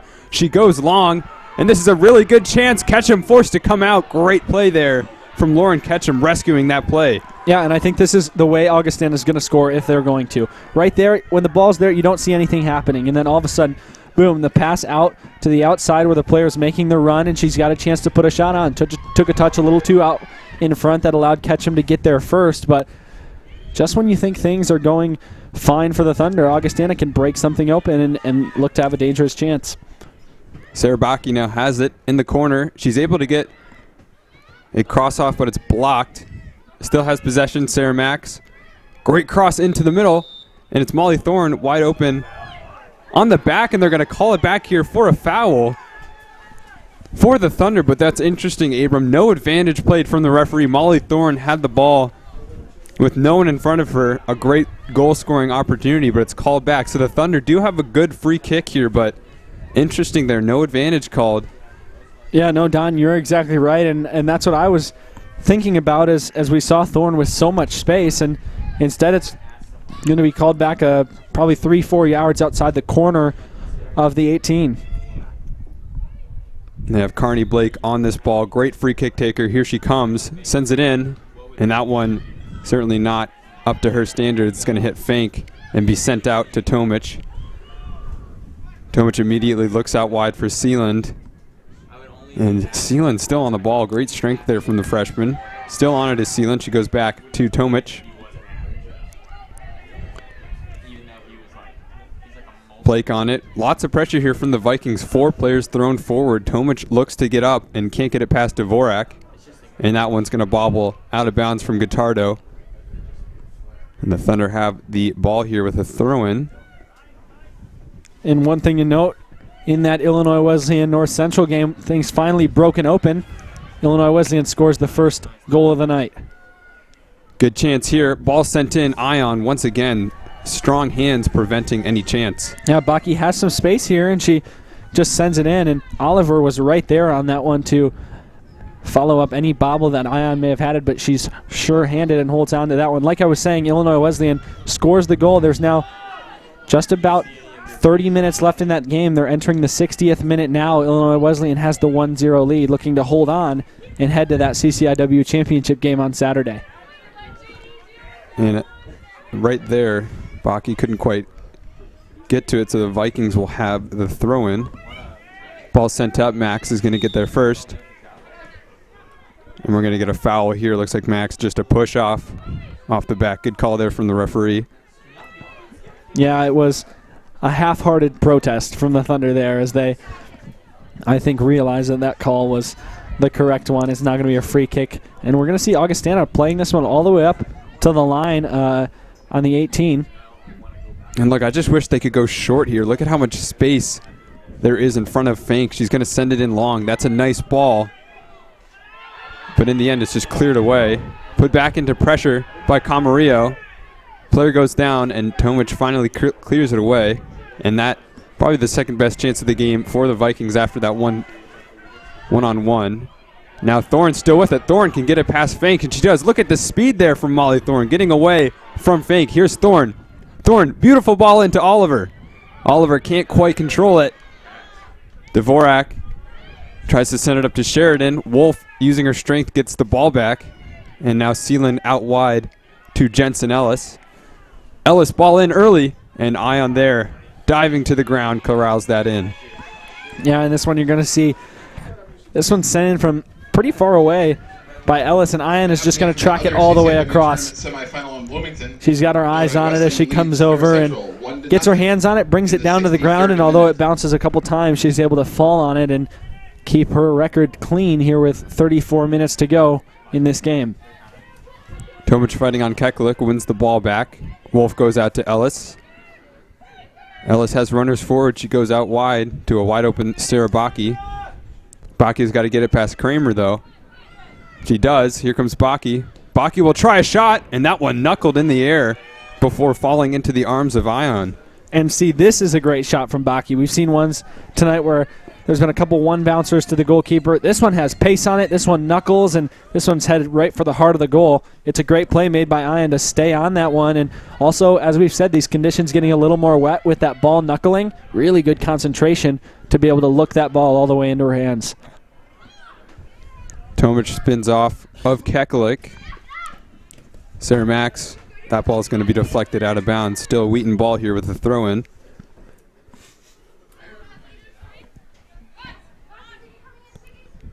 Max will look up the field. She's got Baki. Sarah Baki impeded there, but Max is going to come to her rescue, swing it out wide to Sealand. Tori Sealand now sends it up. And a beautiful 1-2 there. Lindquist is going to send it out wide for Ellis, but it's cut out by Fink. And now a foot race here. Bailey Wolf defending against Sheridan. Wolf will win it and throw it back into Ellis before Fink clears it away again.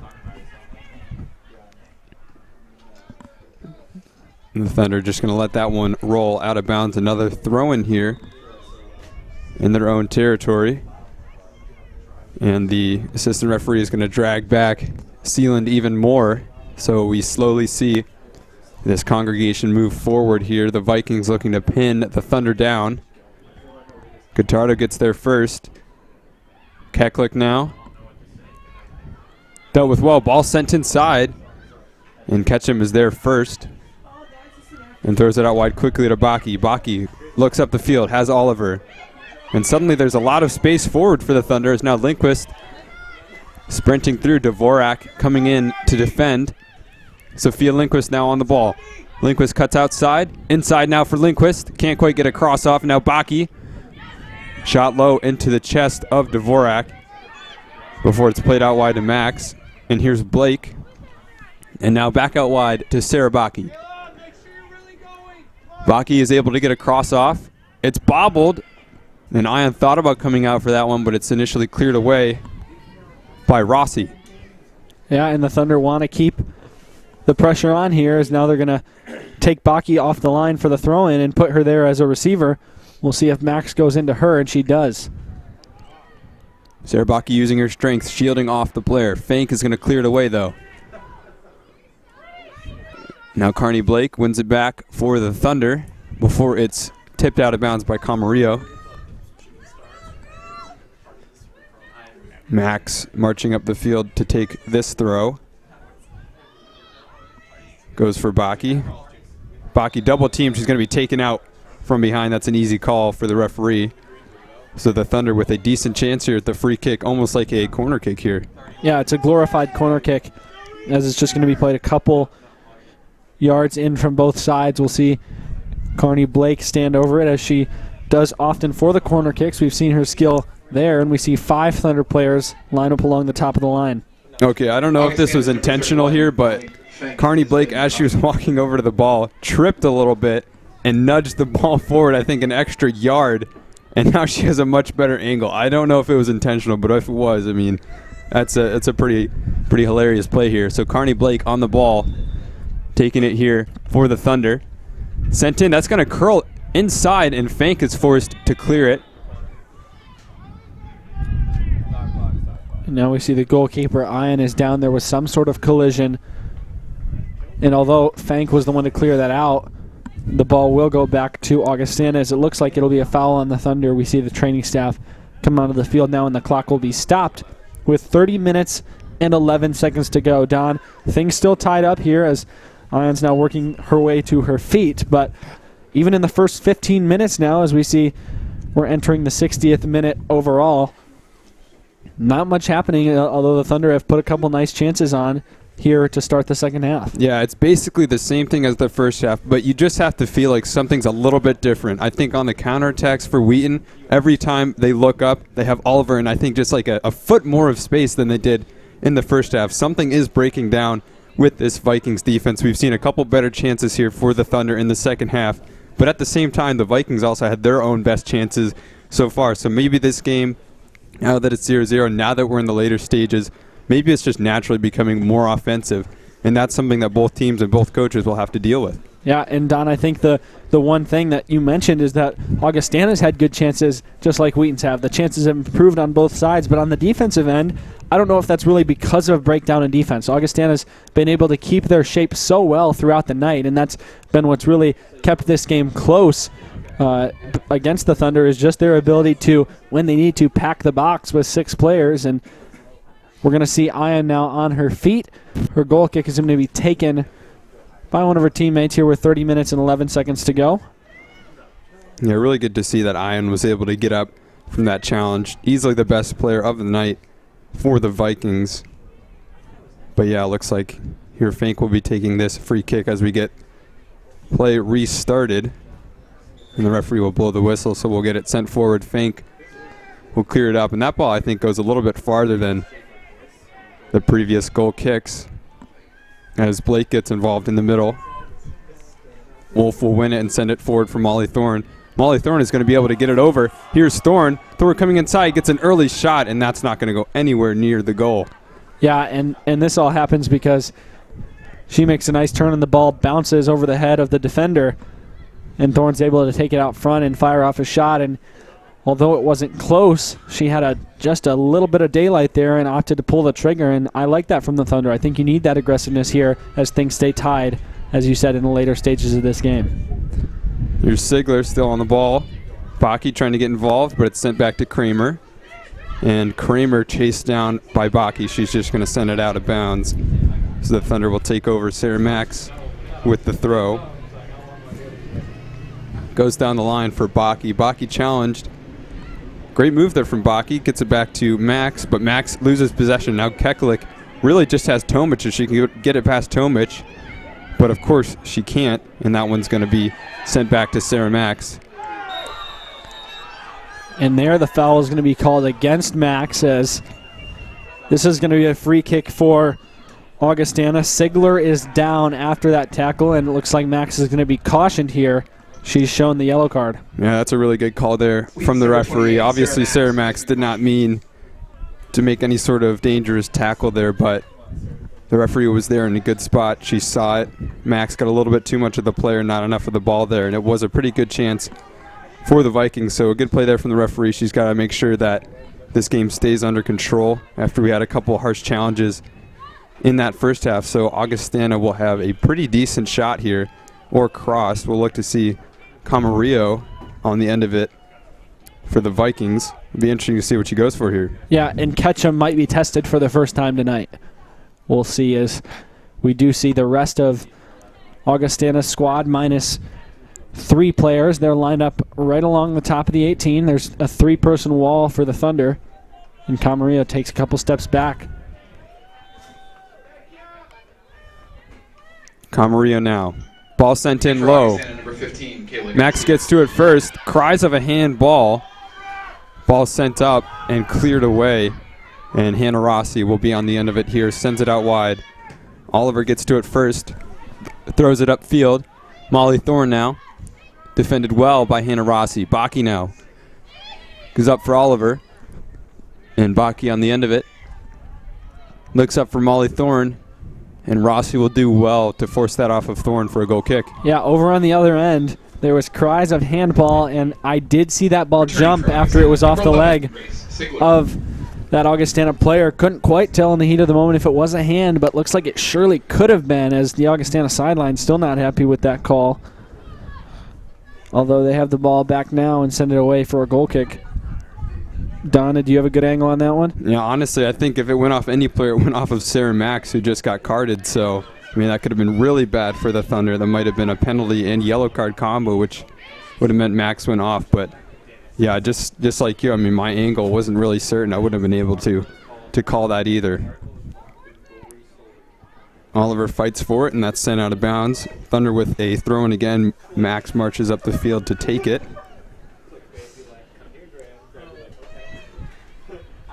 And Oliver already calling for the ball. It goes to her.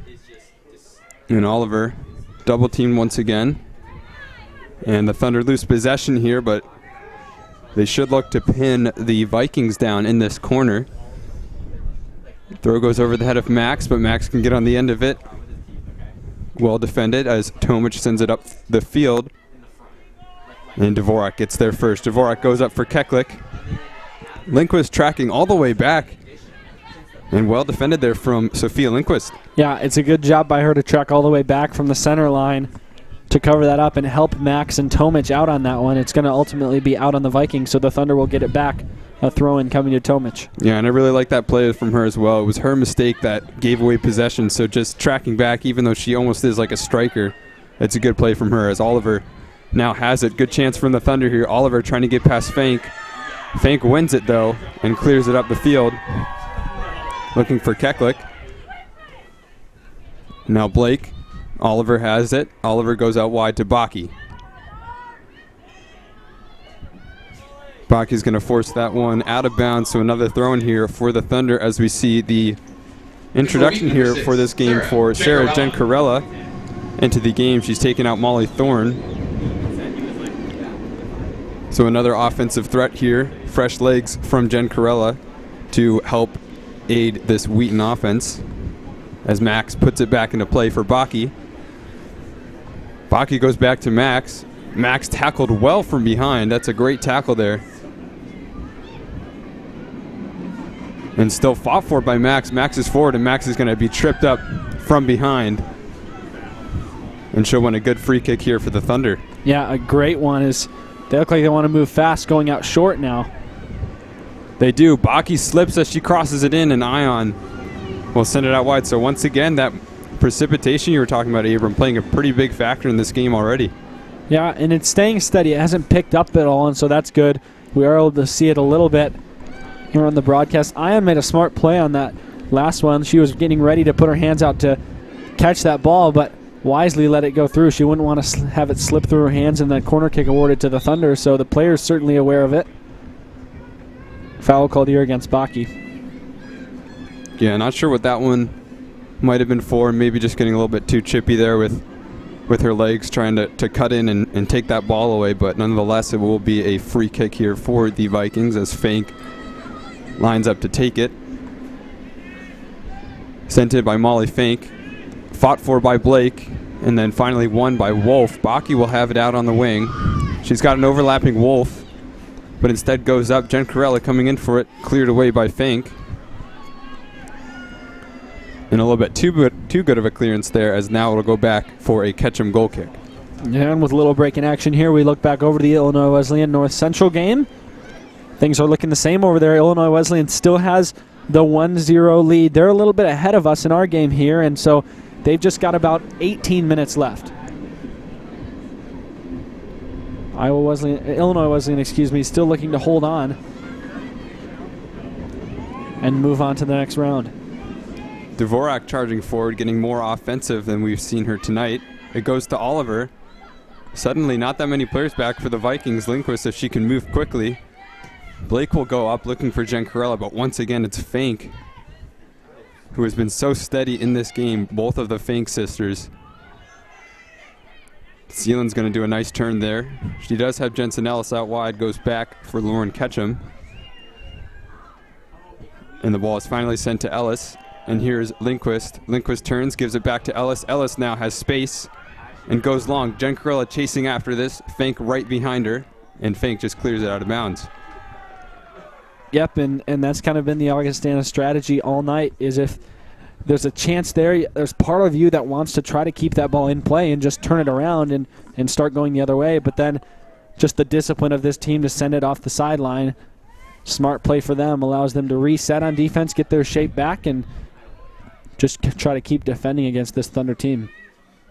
Ellis now to the outside, still with Ellis. She loses her defender. She's able to get a cross off that's going to go all the way back. Can Baki keep it in bounds? She does. Well done from Sarah Baki. Cutting inside, low cross sent in. Good chance. It's a good shot. Sent out wide, cleared away. All the way to Keklik. From behind, Tomic wins the ball back, and now Carney Blake cut from behind, no call. And the ball is suddenly sent out. And it's Sigler sending forward. Tomic has already sprinted back. Sigler can't quite get it up. And now Tomic on Sigler. She goes in and Max has it, and Max clears it away. But not far enough. Keklik has it. Here's Sheridan. Sheridan gets a shot off, and Ketchum is there. She bobbles it a little bit, but in the end is able to pick it up. Yeah, the Thunder will take a minute to breathe here, as that was a moment that was a little scary here. We saw just right out in front that attack by Augustana, passing the back line before Tomic could get a chance to catch back up. Sigler now defended well, and Blake is going to tap that one out of bounds. We do have two substitutions here coming in for the Vikings. And for the Vikings, Kayla Garcia number comes 7, in, and Marcy so Arguin. does Also in for the Marcel Vikings. Arguin. So two players Number that 15, Kayla were also Garcia. subbed on in the first half, now giving fresh legs here for the Vikings. As Kramer puts it into play for Keklik. Camarillo smartly touched inside. Here's Garcia. Now Dvorak. Dvorak tries to go long, blocked. And Baki's going to clear it up and out of bounds.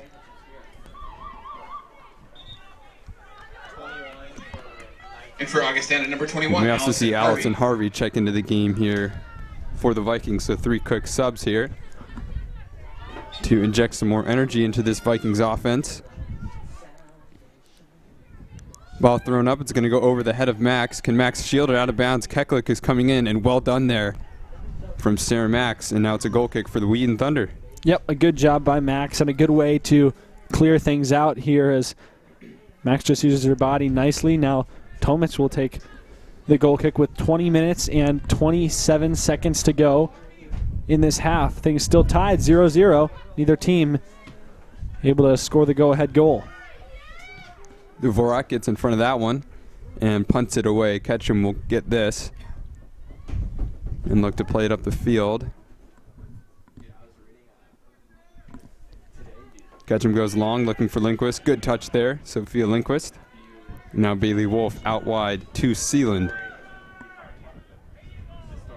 Giancarella is sent to the floor, but the Thunder still have possession here, and they march down the field.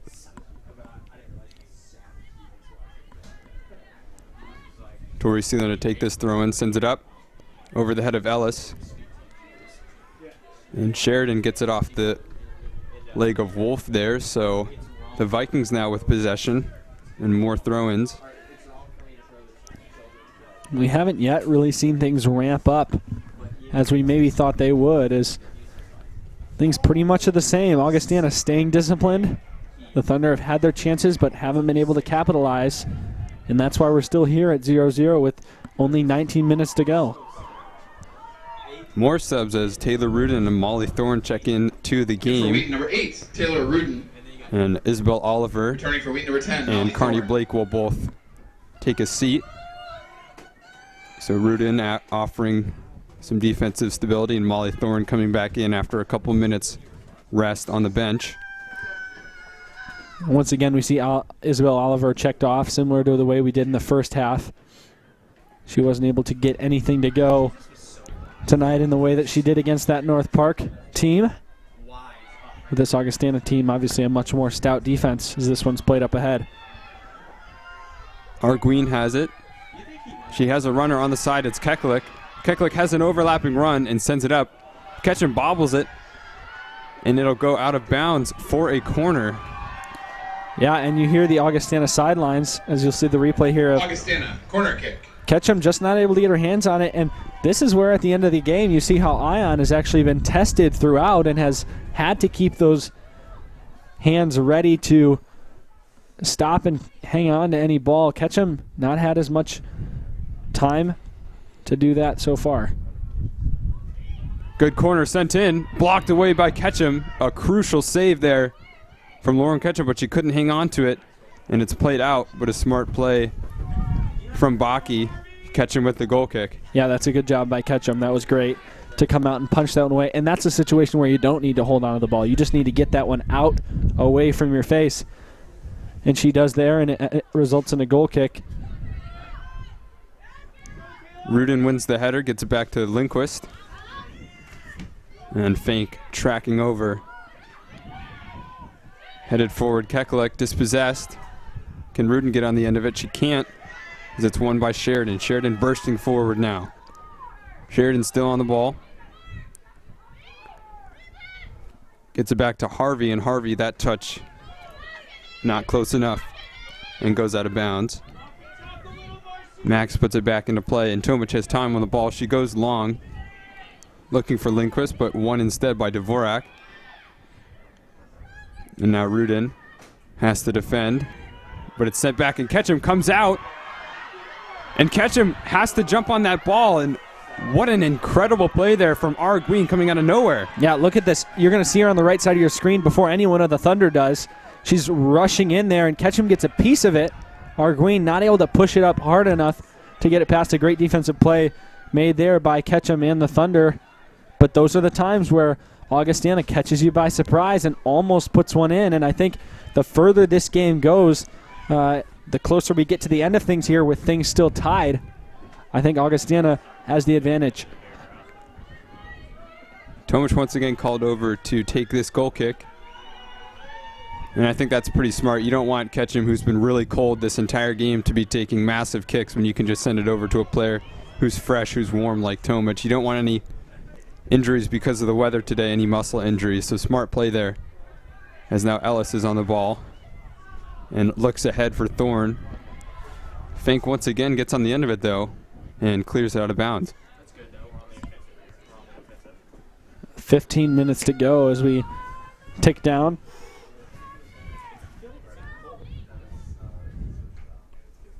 Sealand looks for Ellis, but it's cut away and just cleared out of bounds once again for another throw in here for the Thunder.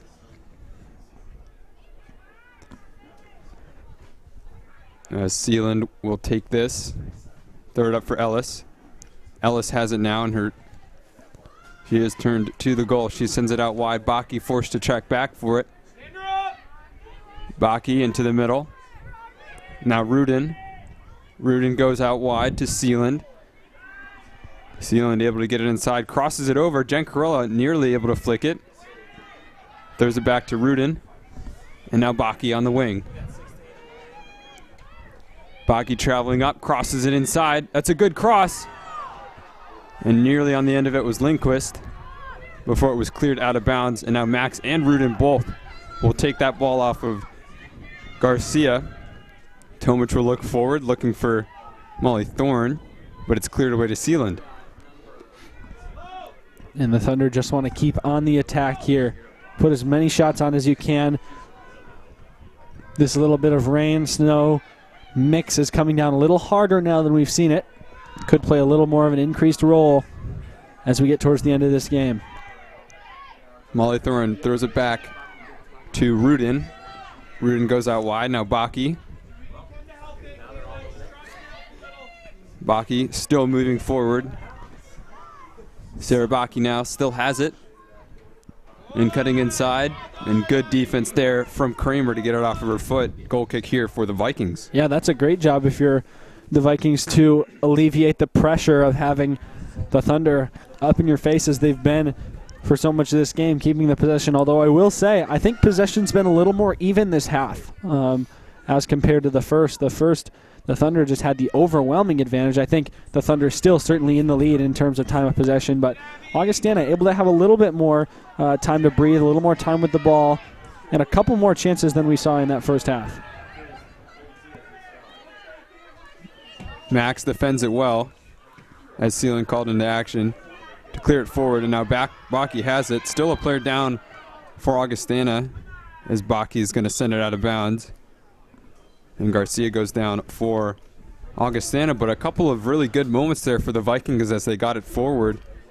And really I'm seeing just kind of a resurgence here for the offensive presence of the Vikings. We really saw that in the first half. They were more of a defensive team just waiting to see what would happen. But I would argue that they probably had the better chances in the second half despite having much less possession. Yeah, and we saw probably the best one just there when Arguin came and almost took that one away from Ketchum and almost put it in the back of the net. That's been the best chance that either team has seen throughout this game. And now it is about to start back up with 13 minutes to go. We're going to see that I think both of these teams have to start adding that extra pressure. If you're Augustana, I think that means maybe sacrificing a little of the defense to try to put a goal on here. It depends on whether you think that your team can withstand if this game heads into overtime or not. So Vikings will have the ball here.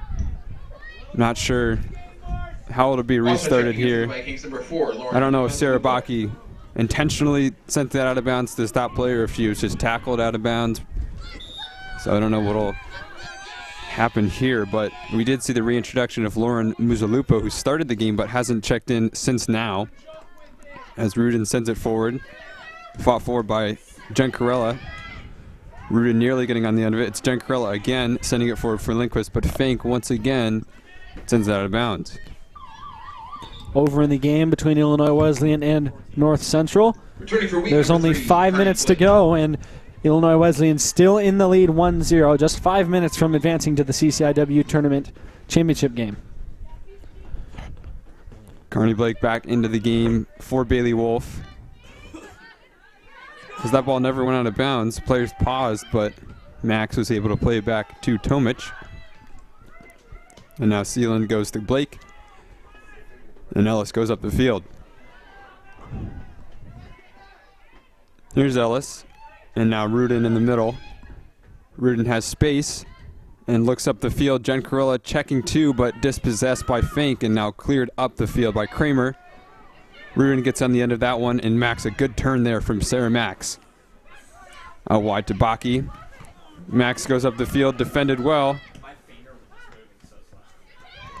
And the ball just really cannot be possessed here by either team as it switches sides a couple times. Sealand now tackled by R. Green. And she backheels it up to Ellis. Good move there, Ellis. Dispossessed by R. Green, but gets it back. And now Ellis striding forward, sends it up for Molly Thorne.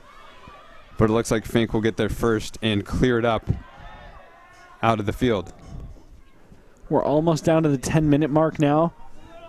And with the Thunder throwing in here around midfield, I'd be interested to see if they start to try to attack a little bit more. We've seen that line play up so high throughout the game. Are they going to bring it maybe even higher as they just want to put something on here?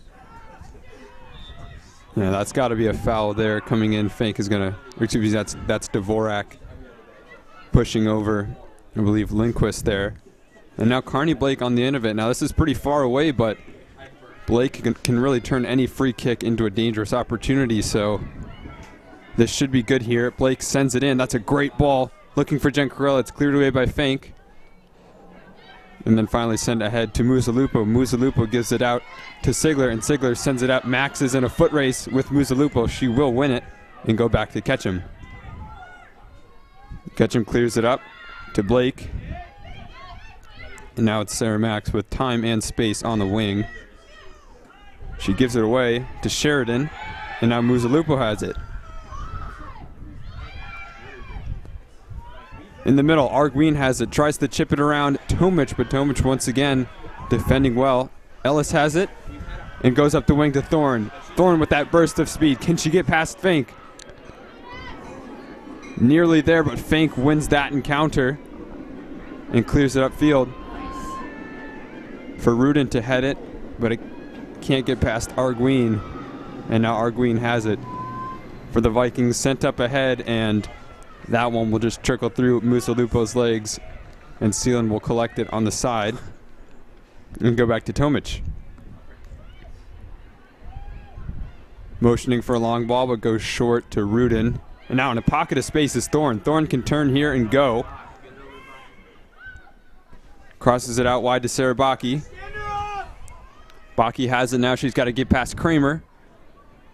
She does. She crosses it in, headed down, and a chance here, and blocked. Ion will come for it, and that should be a corner. That was a deflection. And they're calling it a goal kick. That's got to be the wrong call. I think so. As you're going to see here, that's certainly deflected. Almost looks like off the arm of that player.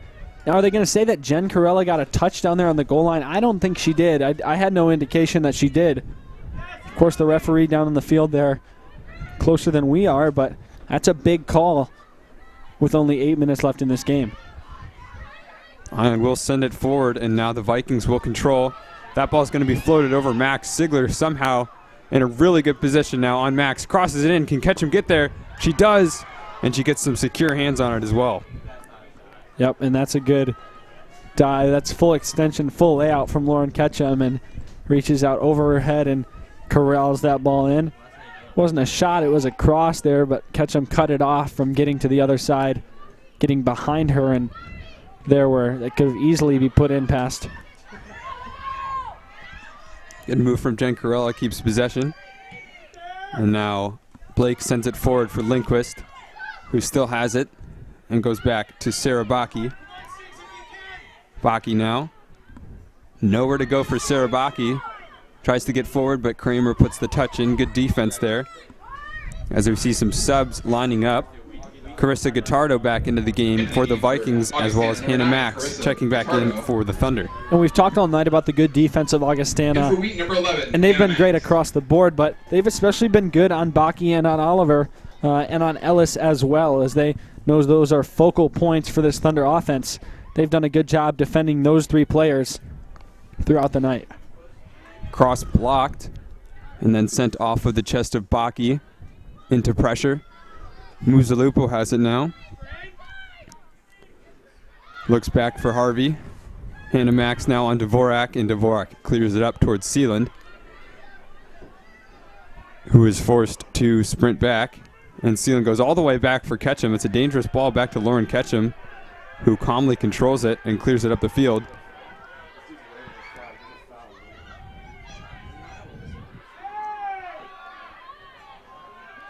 And not sure what people are screaming about right now. Looks like the referee may have had a flag up there that the center referee didn't call, but nonetheless, the play has long expired past that point as Harvey gets it up to Sheridan, and Sheridan goes back. Cleared up by Kramer and lost by Guittardo. Molly Thorne now. Suddenly not that many players back for the Vikings. This is a good chance for the Thunder. Molly Thorne skips past Fank. Gets it out wide to Baki. Baki's got to be quick here. Baki moving inside off of Kramer. Good touch from Baki. Low cross sent in, cleared away by Fank.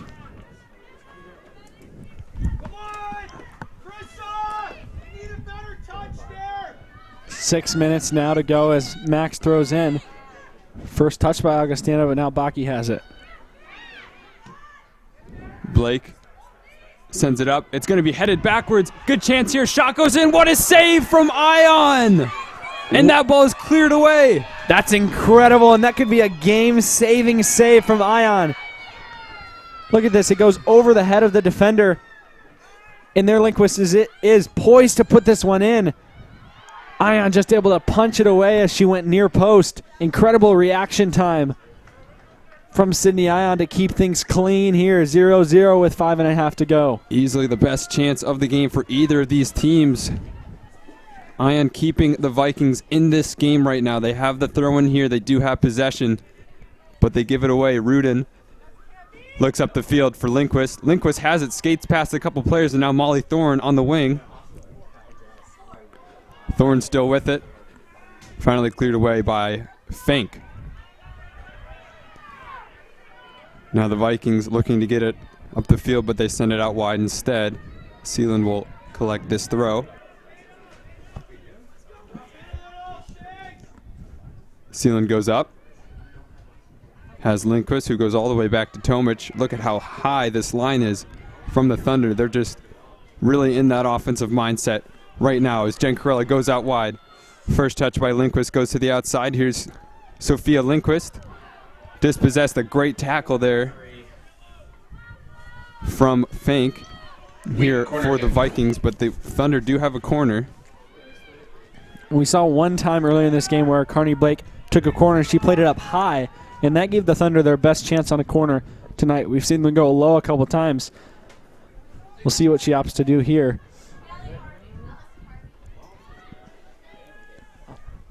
Ball sent in. That's a good cross sent in high. Fink is there once again. And now Allison Harvey clears it up the field. Sarah Max, the only player back for the Thunder. She's going to chase this one down. Gets it up to Rudin. And Rudin can't quite get on the end of that, and it goes out of bounds.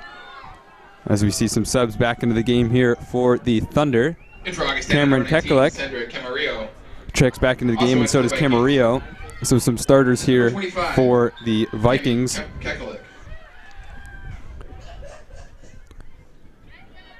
That one's going to go over the head of Sarah Baki. Max will send it up looking for Jen Corella. Jen Corella holds it well, and Rudin goes out looking for Thorne. It's cleared away by Fink. Max rises to get that great header there from Hannah Max. Baki now, and Baki can't quite control it. It goes out of bounds. With 3 minutes to go in this game, just in from Illinois Wesleyan. Illinois Wesleyan holds on to win 1-0 over North Central. So the 3-seeded Illinois Wesleyan will move on to face the winner of this game in the CCIW championship game. Keklik has it, gives it away to Rudin, and it's sent up for Jen Corella. Jen Corella skating past a couple players. Gets it out wide to Baki, and that's Kramer in to deflect that out of bounds. Returning for Wheaton, number Bailey 14, Wolf checks Bailey into the Wolf. game here, taking out Taylor Rudin. Rudin provided some quality minutes there, giving Bailey Wolf a rest. Held things down in the middle very nicely. Max loses possession there as Keklik gets on the end of it. And Hannah Max just comes in a little bit too hard there. But I would argue that Sheridan went down a little bit too easily there as well. Nonetheless, it's a free kick for the Vikings. And we'll see Fink on the end of this one. Just 2 minutes to go now. If Augustana has a time to kind of get out of that defensive mindset and start to go for goal, this is the time. Fink sends it forward. That should go all the way back to Ketchum, and it does. And Ketchum will have to go quickly if she wants to get a goal in before the end of regulation. And then Ketchum sends it up the field for Jen Corella to win. But it does go back to Kramer. Kramer sends it up, and now Sarah Max throws it up to Baki. Baki goes long early. Once again, it's Fink clearing it away. Sarah Max now to Blake. Blake does well to keep it. Wolf sends it forward. Baki now. She can get past her play. She almost gets past Kramer as well. The Thunder with a dangerous corner here. Not much time left. They got to hurry. Just 1 minute to go. 1 minute remaining in the second half. As the rain really is coming down a little bit now. A lot heavier than it was previously. Still a bit misty. We're not quite sure what it is, but the ball is sent in. That's a great ball At the edge, Hannah Max nearly there. Oh, no, excuse me, that was Sarah Tomic coming on the end of that. And look at this. Anytime that the ball goes across the face of the goalkeeper, if you're on offense, you need to put that one in. And it comes here off the foot of Tomic, as this one's now sent in again off the corner kick. Blake gets the second chance effort. It goes off the back of Camarillo. 20 seconds to go. Another corner for the Thunder. This might be the last chance of the game. Blake sends it in. Tomic nearly getting to it. Sigler is going to send it out, and then it's finally cleared away. 10, Ketchum will be forced 9, to come out to get this. 8, She will punt 7, it forward. 6, And 5, Dvorak will get to it 4, first. 3, 2, And the players will battle for it. And that will be it. That is the end of regulation. The end of regulation. 0-0. Couple good chances in that second half, Abram, but overall, not too much of a different story from what we saw earlier on in this game. Brief 5-minute intermission. Yeah, we will have a brief, as you heard, 5-minute intermission here between this end of regulation and then heading into the first overtime period. So we will ask that you stick with us here on the Wheaton Thunder Sports Network as we come back for a 10-minute overtime period. If necessary, we will head to a second overtime period to decide things here. In the overtime, there will be a shootout. But we'll have a penalty kick shootout if we go through these two overtime periods with no score. So stick with us on WTSN. We'll be back in just a couple minutes for the start of overtime period number 1.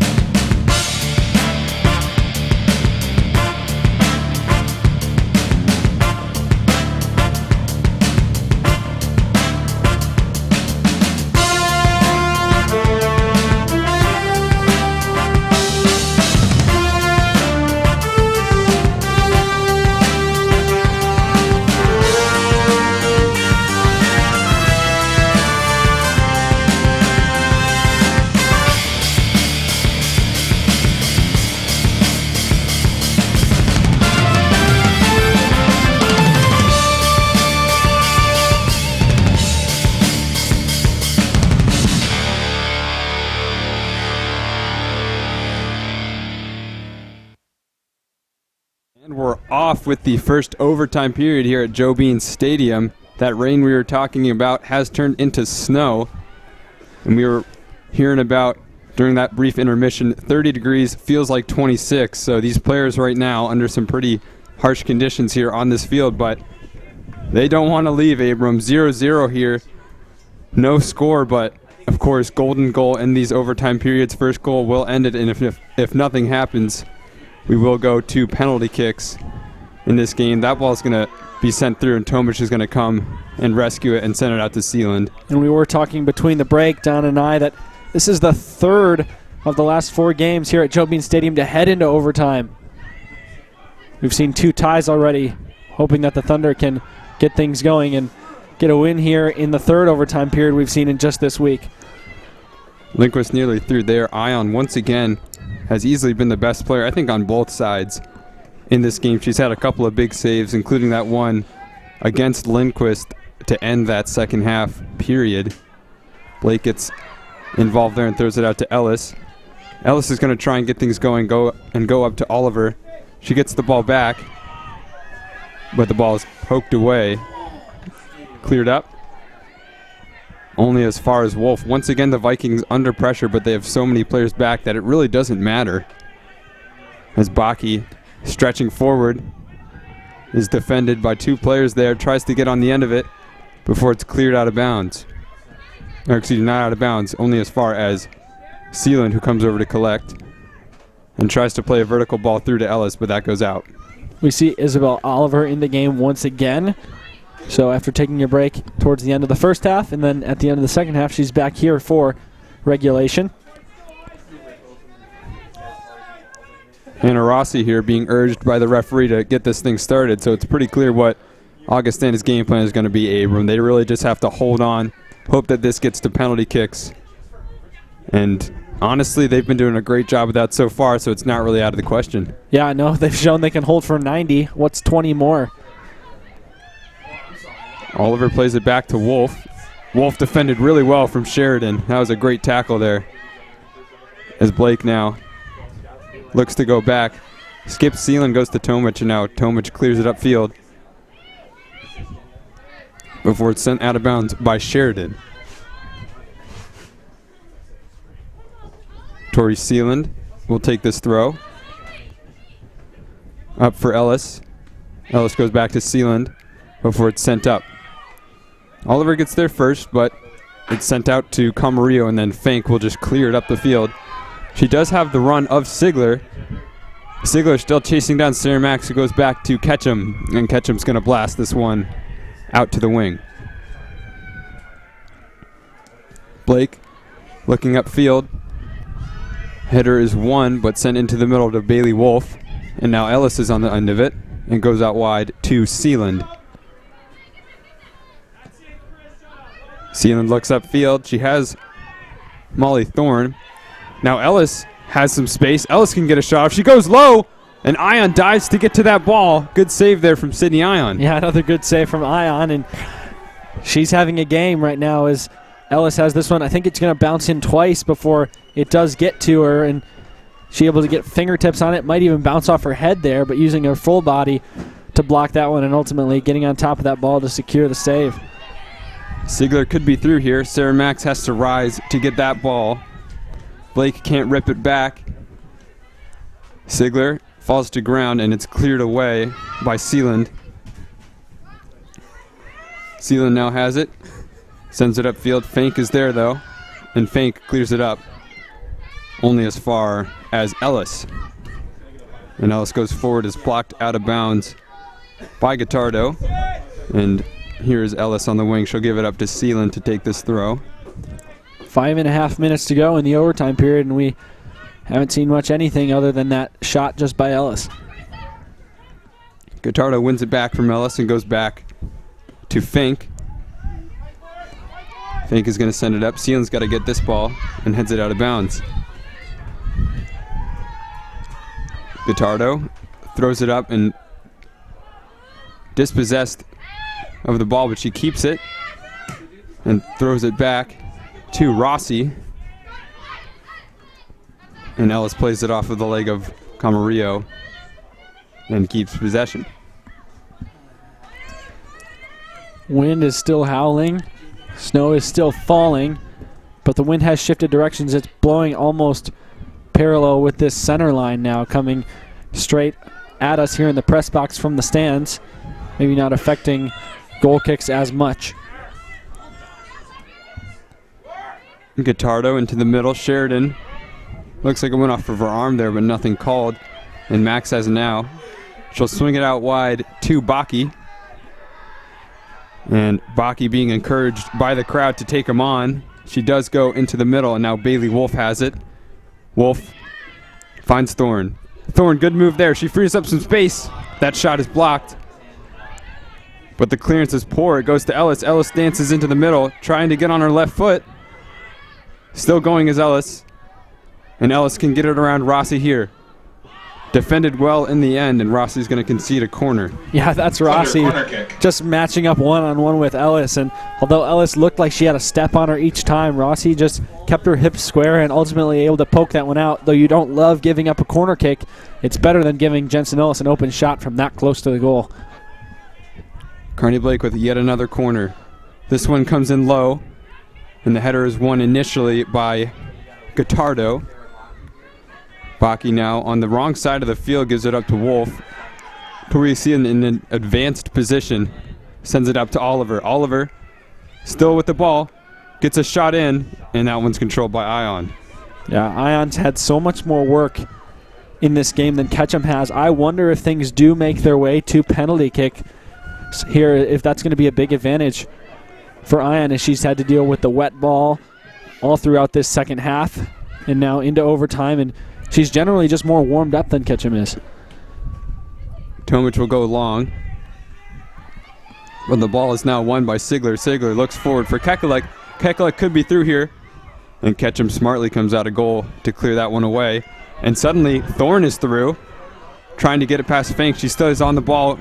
Goes out wide to Ellis, and just too much on the ball there for Jensen Ellis to get. And I think if this ground is dry, that ball stays in. I think, as we've seen balls like that string out and just seem to check up before the sideline. But with this little bit of wetness down on the field, doesn't help keep the ball in play. Thorne has it now. Good move from Molly Thorne, but she's dispossessed of the ball. And Guitardo goes up for Kekelec. Kekelec still on the ball. She has Guitardo out wide. Guitardo has Sigler through. She does get it to Sigler, who gives it back. Sarah Max, good challenge. A crucial tackle there from Sarah Max to send the ball out of bounds. Yeah, no, that's really important, and that's a great play made by Sarah Max as she come out. And it looked like a little unorthodox tackle as she just kind of reached out with her foot to tap that away, but it was something she needed to do. In the middle is Sheridan, cleared away. And Fink will allow that one to run out of bounds. It should be Vikings ball. Here it is. Rossi on the wing will take it. And cut out by a couple of Wheaton players. Tomic is going to try and clear it away, but it's won by Kekelec. And suddenly the Thunder have some momentum coming forward. Lindquist has it. Camarillo chasing her down, goes out wide to Oliver. Oliver does have one more pass to make. She goes out wide to Baki. Baki is closed down by two players. She's trying to get some space for a cross.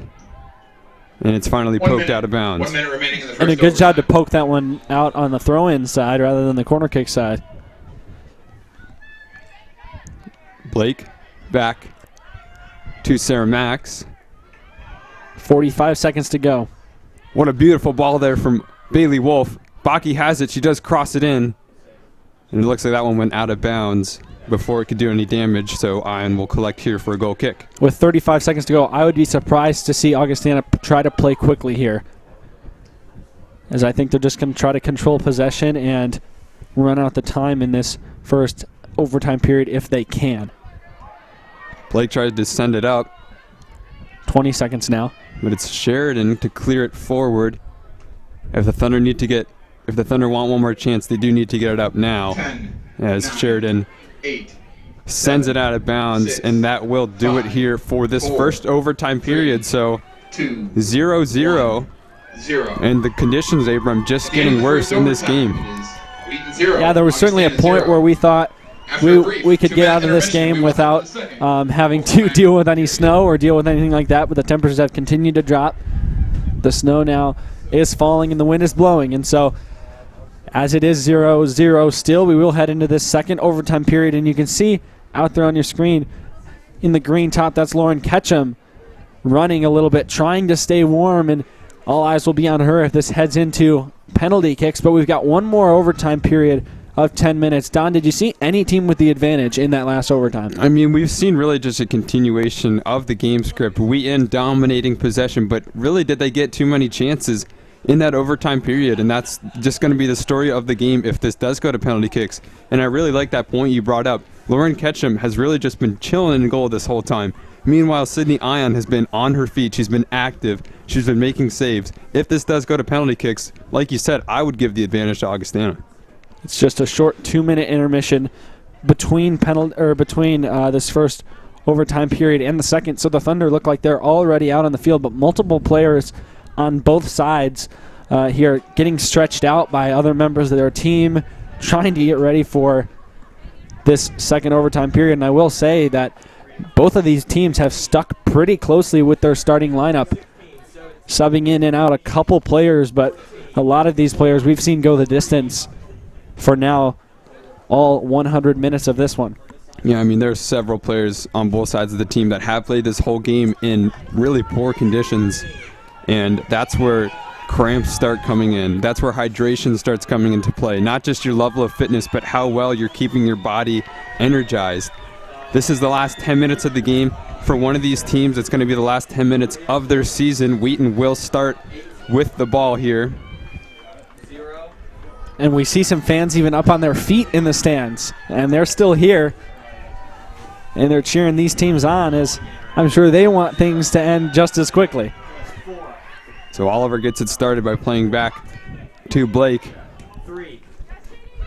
Lindquist, good strength to keep the ball. She does go forward to Oliver, who goes out wide to Sarah Baki. Baki still going. Fank is going to come over to challenge Baki.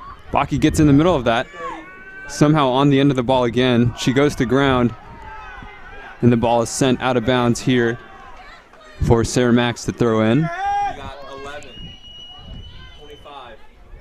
Sarah Max looking for options here. Now Lindquist coming in, goes out wide to Baki.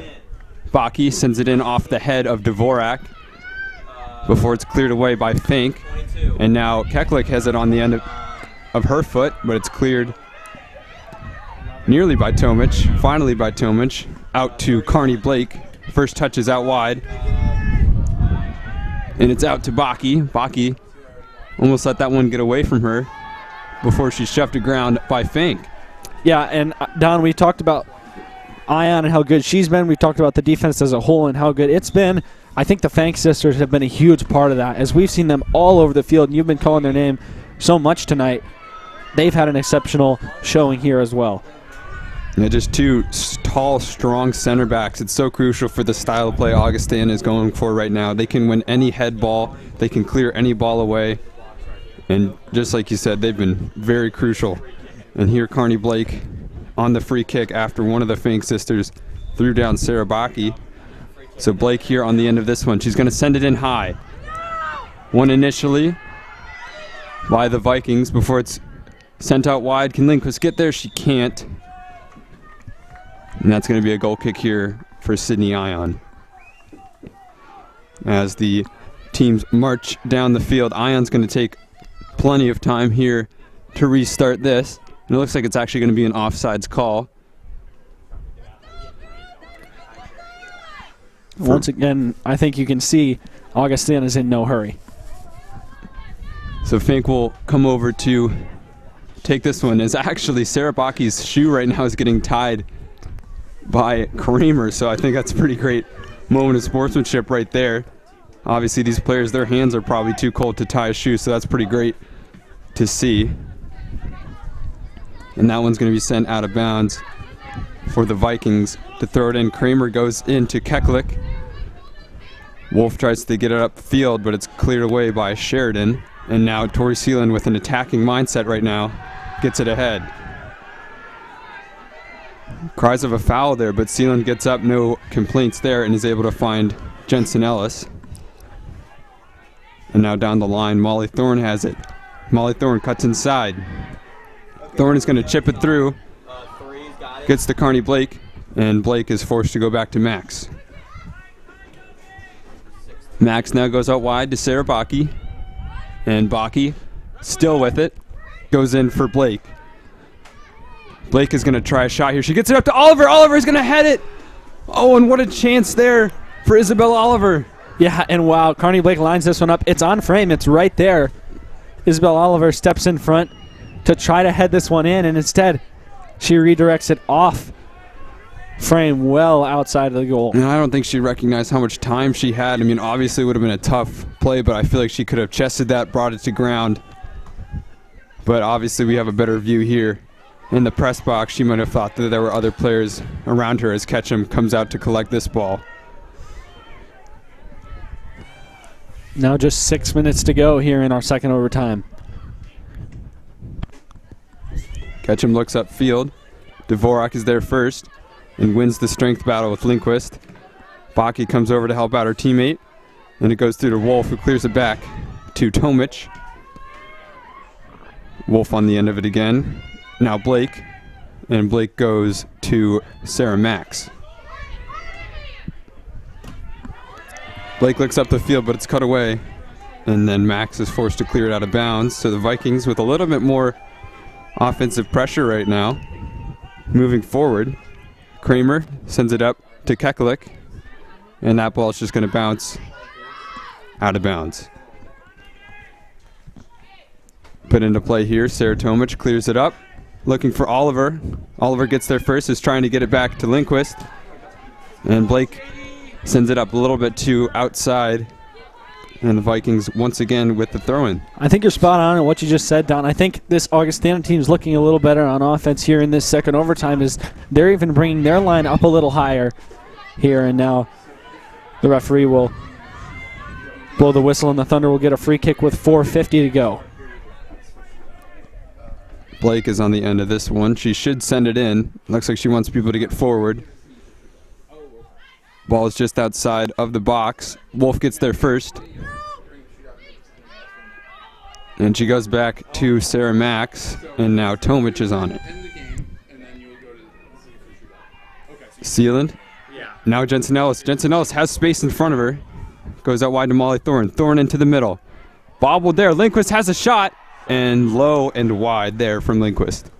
Yeah, and both teams, I think, are going to be taking their chances around the net now with only 4 minutes to go. And was that shot a little bit off balance? Yes, it was, but Lindquist coming in and taking a good kick at that one to try to put that one on net. It was a little off to the right.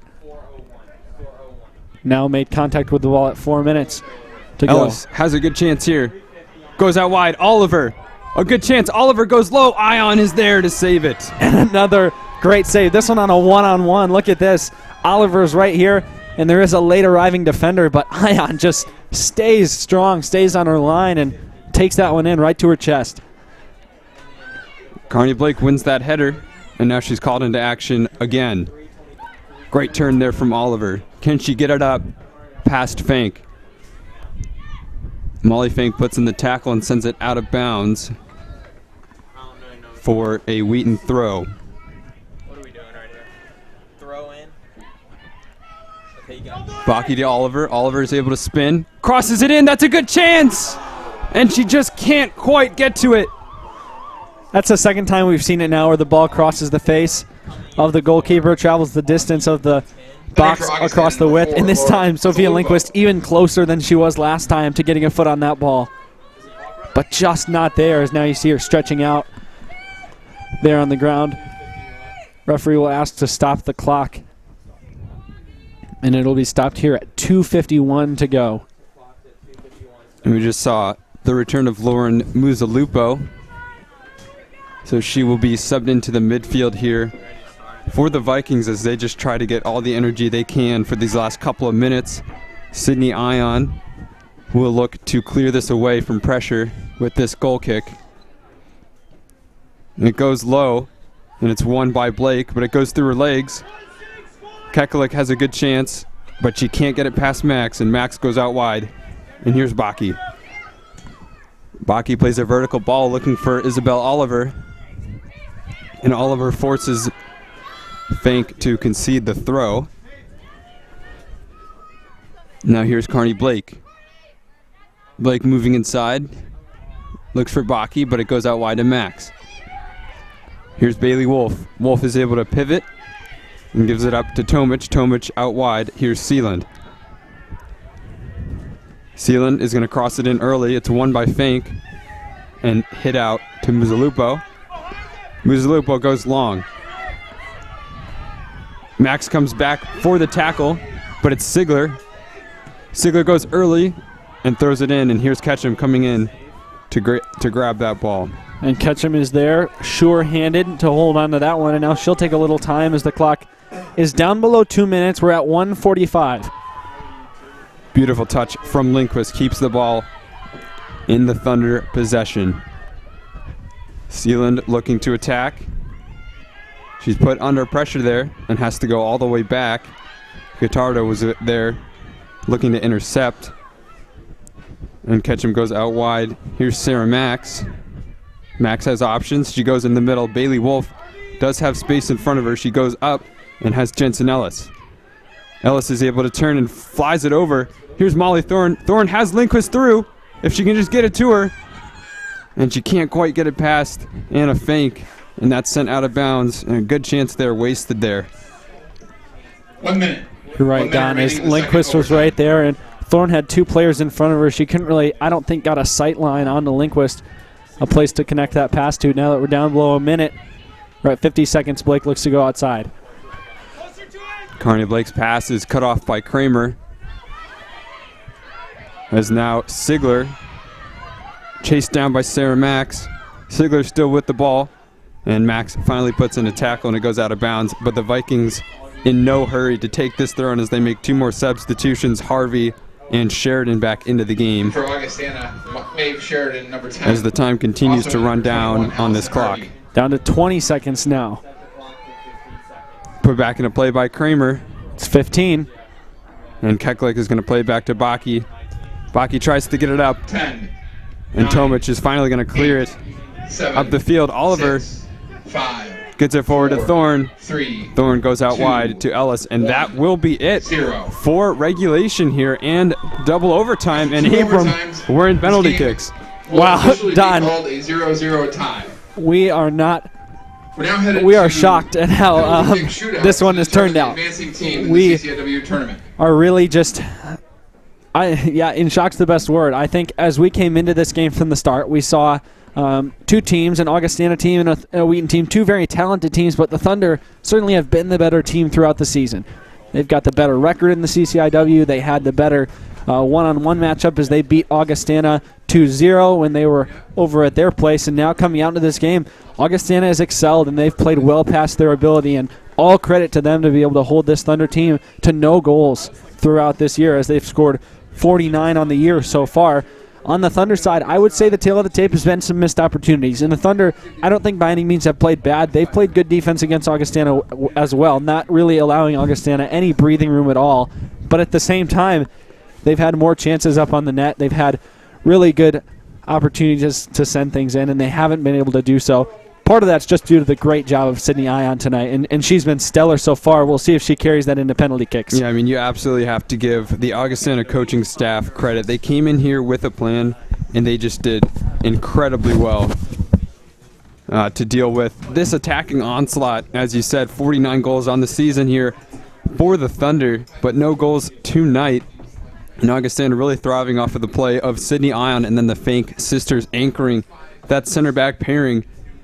And a couple of chances, not necessarily wasted, but just really defended well. Ion made a couple of really great saves, but bygones must be bygones. We are now in penalty kicks, and it's really going to be important now which goalkeeper has the ability now. We have Sydney Ion coming in. She's made a lot of great saves. She's been really active. It's super cold out. It's super wet. It's super windy. And then we have Lauren Ketchum, who has been a starter her whole career with the Thunder, is a very excellent goalkeeper. But tonight, really has not had too much to do. She hasn't really had to dive. She made, I think, 1 or 2 diving saves in the game. Meanwhile, Sydney Ion, she's been super active, but it's anyone's guess to see what will happen. I'm really interested to find who Coach Felsky sends up to take these penalty kicks, because there's so many players on that Wheaton team that I think are deserving to take that spot. So it'll be interesting to see who he trusts the most. Yeah, I'm extremely excited for this. As you said, 2 great goalkeepers. Ion, who's had the great game tonight. Ketchum, who we know has been historically great for the Thunder. But now we'll get to see the 5 players that each team has selected. So the players will go forward, and they will meet up in the center circle. Okay, you ready? And it looks like we've seen the players that each team or each coach has selected. All the other players must remain on the sidelines as Ion walks over to the goal. Ketchum's already down there. It looks like Carney Blake will take the first kick here of this tournament first round here. Lots of pressure here on the junior Carney Blake, but honestly, Abram, if anyone's got to take it, she would be my first choice for Wheaton. I agree. I think this is a no-brainer for Coach Felsky. Shooting for Wheaton number 3, Carney Blake. And Carney Blake is his obvious choice. The junior here is so good, takes so many of the free kick and corner kick duties for the Thunder. We see Ion in the net. The winner here going on to face Illinois Wesleyan in the championship.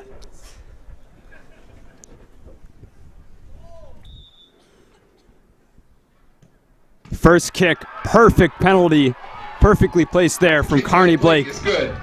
And that's great, to just get out, get the first one in, and to now say, okay, we're on top. If you were to go and miss that first kick, that puts you at a disadvantage. Number 28, Anna Fank. Here's Ketchum. We'll see her first test of the night. And we see the first kick taker for the Vikings, number 28, Anna Fink, traditionally a forward. Lots of trust placed on the senior here.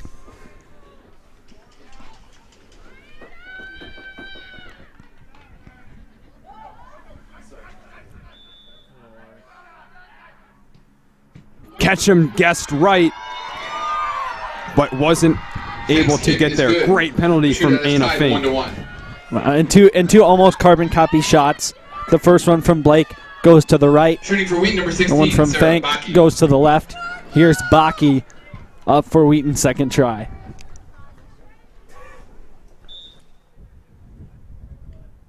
And Baki, the same place Carney Blake went to. Lots of power behind that. Once again, Ion guessing the right way, but you're not saving that penalty from Sarah Baki. Yeah, and I mean, that's just the way that penalty kicks go when you've got incredible scorers on the line standing so close. Here's Ketchum to face off against Mazzalupo.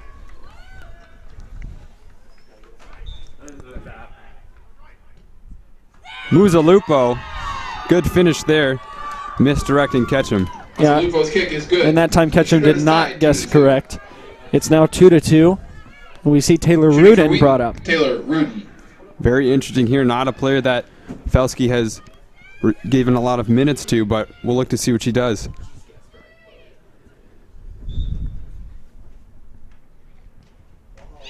And that one saved by Sydney Ion, and now Wheaton at a deficit. Augustana leading.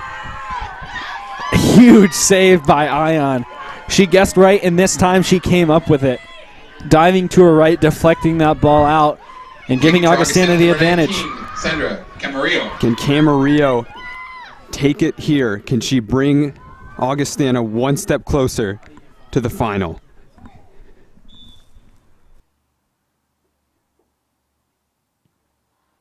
And it's low and it's in. Ketchum guessed right once again, but Augustana taking the lead, 3-2. You saw she put a little stutter step on, came in and just slotted it into the left side, getting it past Ketchum. Now it's Sarah Tomich for the Thunder. Kicking for Wheaton number 4, Sarah Tomich. She needs to even things up.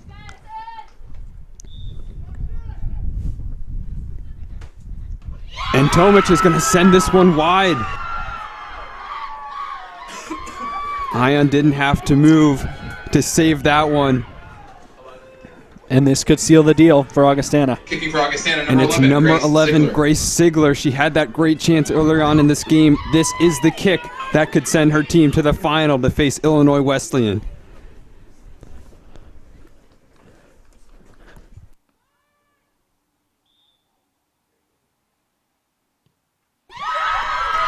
And it's low. And it's in. And that is it. Yes, after a couple seconds of confusion, the Vikings will win this in a penalty shootout 4-2 and defeat Wheaton Thunder at Joe Bean Stadium. They will move on to face Illinois Wesleyan on Saturday. And Don, it's a game that, as we went throughout, we saw two teams so evenly matched, it seemed. As we came into penalty kicks, we had thought that possibly Augustana would have the advantage, and that turned out to be the way things went. Ion gets one save, the Thunder miss on one of their shots, and otherwise Augustana perfect, winning things 4-2 in the shootout. Like you said, they'll move on to play against Illinois Wesleyan, who's seeded number 2, and that'll be at Illinois Wesleyan on Saturday at 6 p.m. And this game will come to a close. Augustana playing their game plan perfectly for Wheaton. Another conference season ends in disappointment in penalty kicks, a game that they feel that they should have won. But Augustana, credit to them and good luck to them as they go on to face Illinois Wesleyan. Until then, thank you for joining us here on the Wheaton Thunder Sports Network, and have a great night.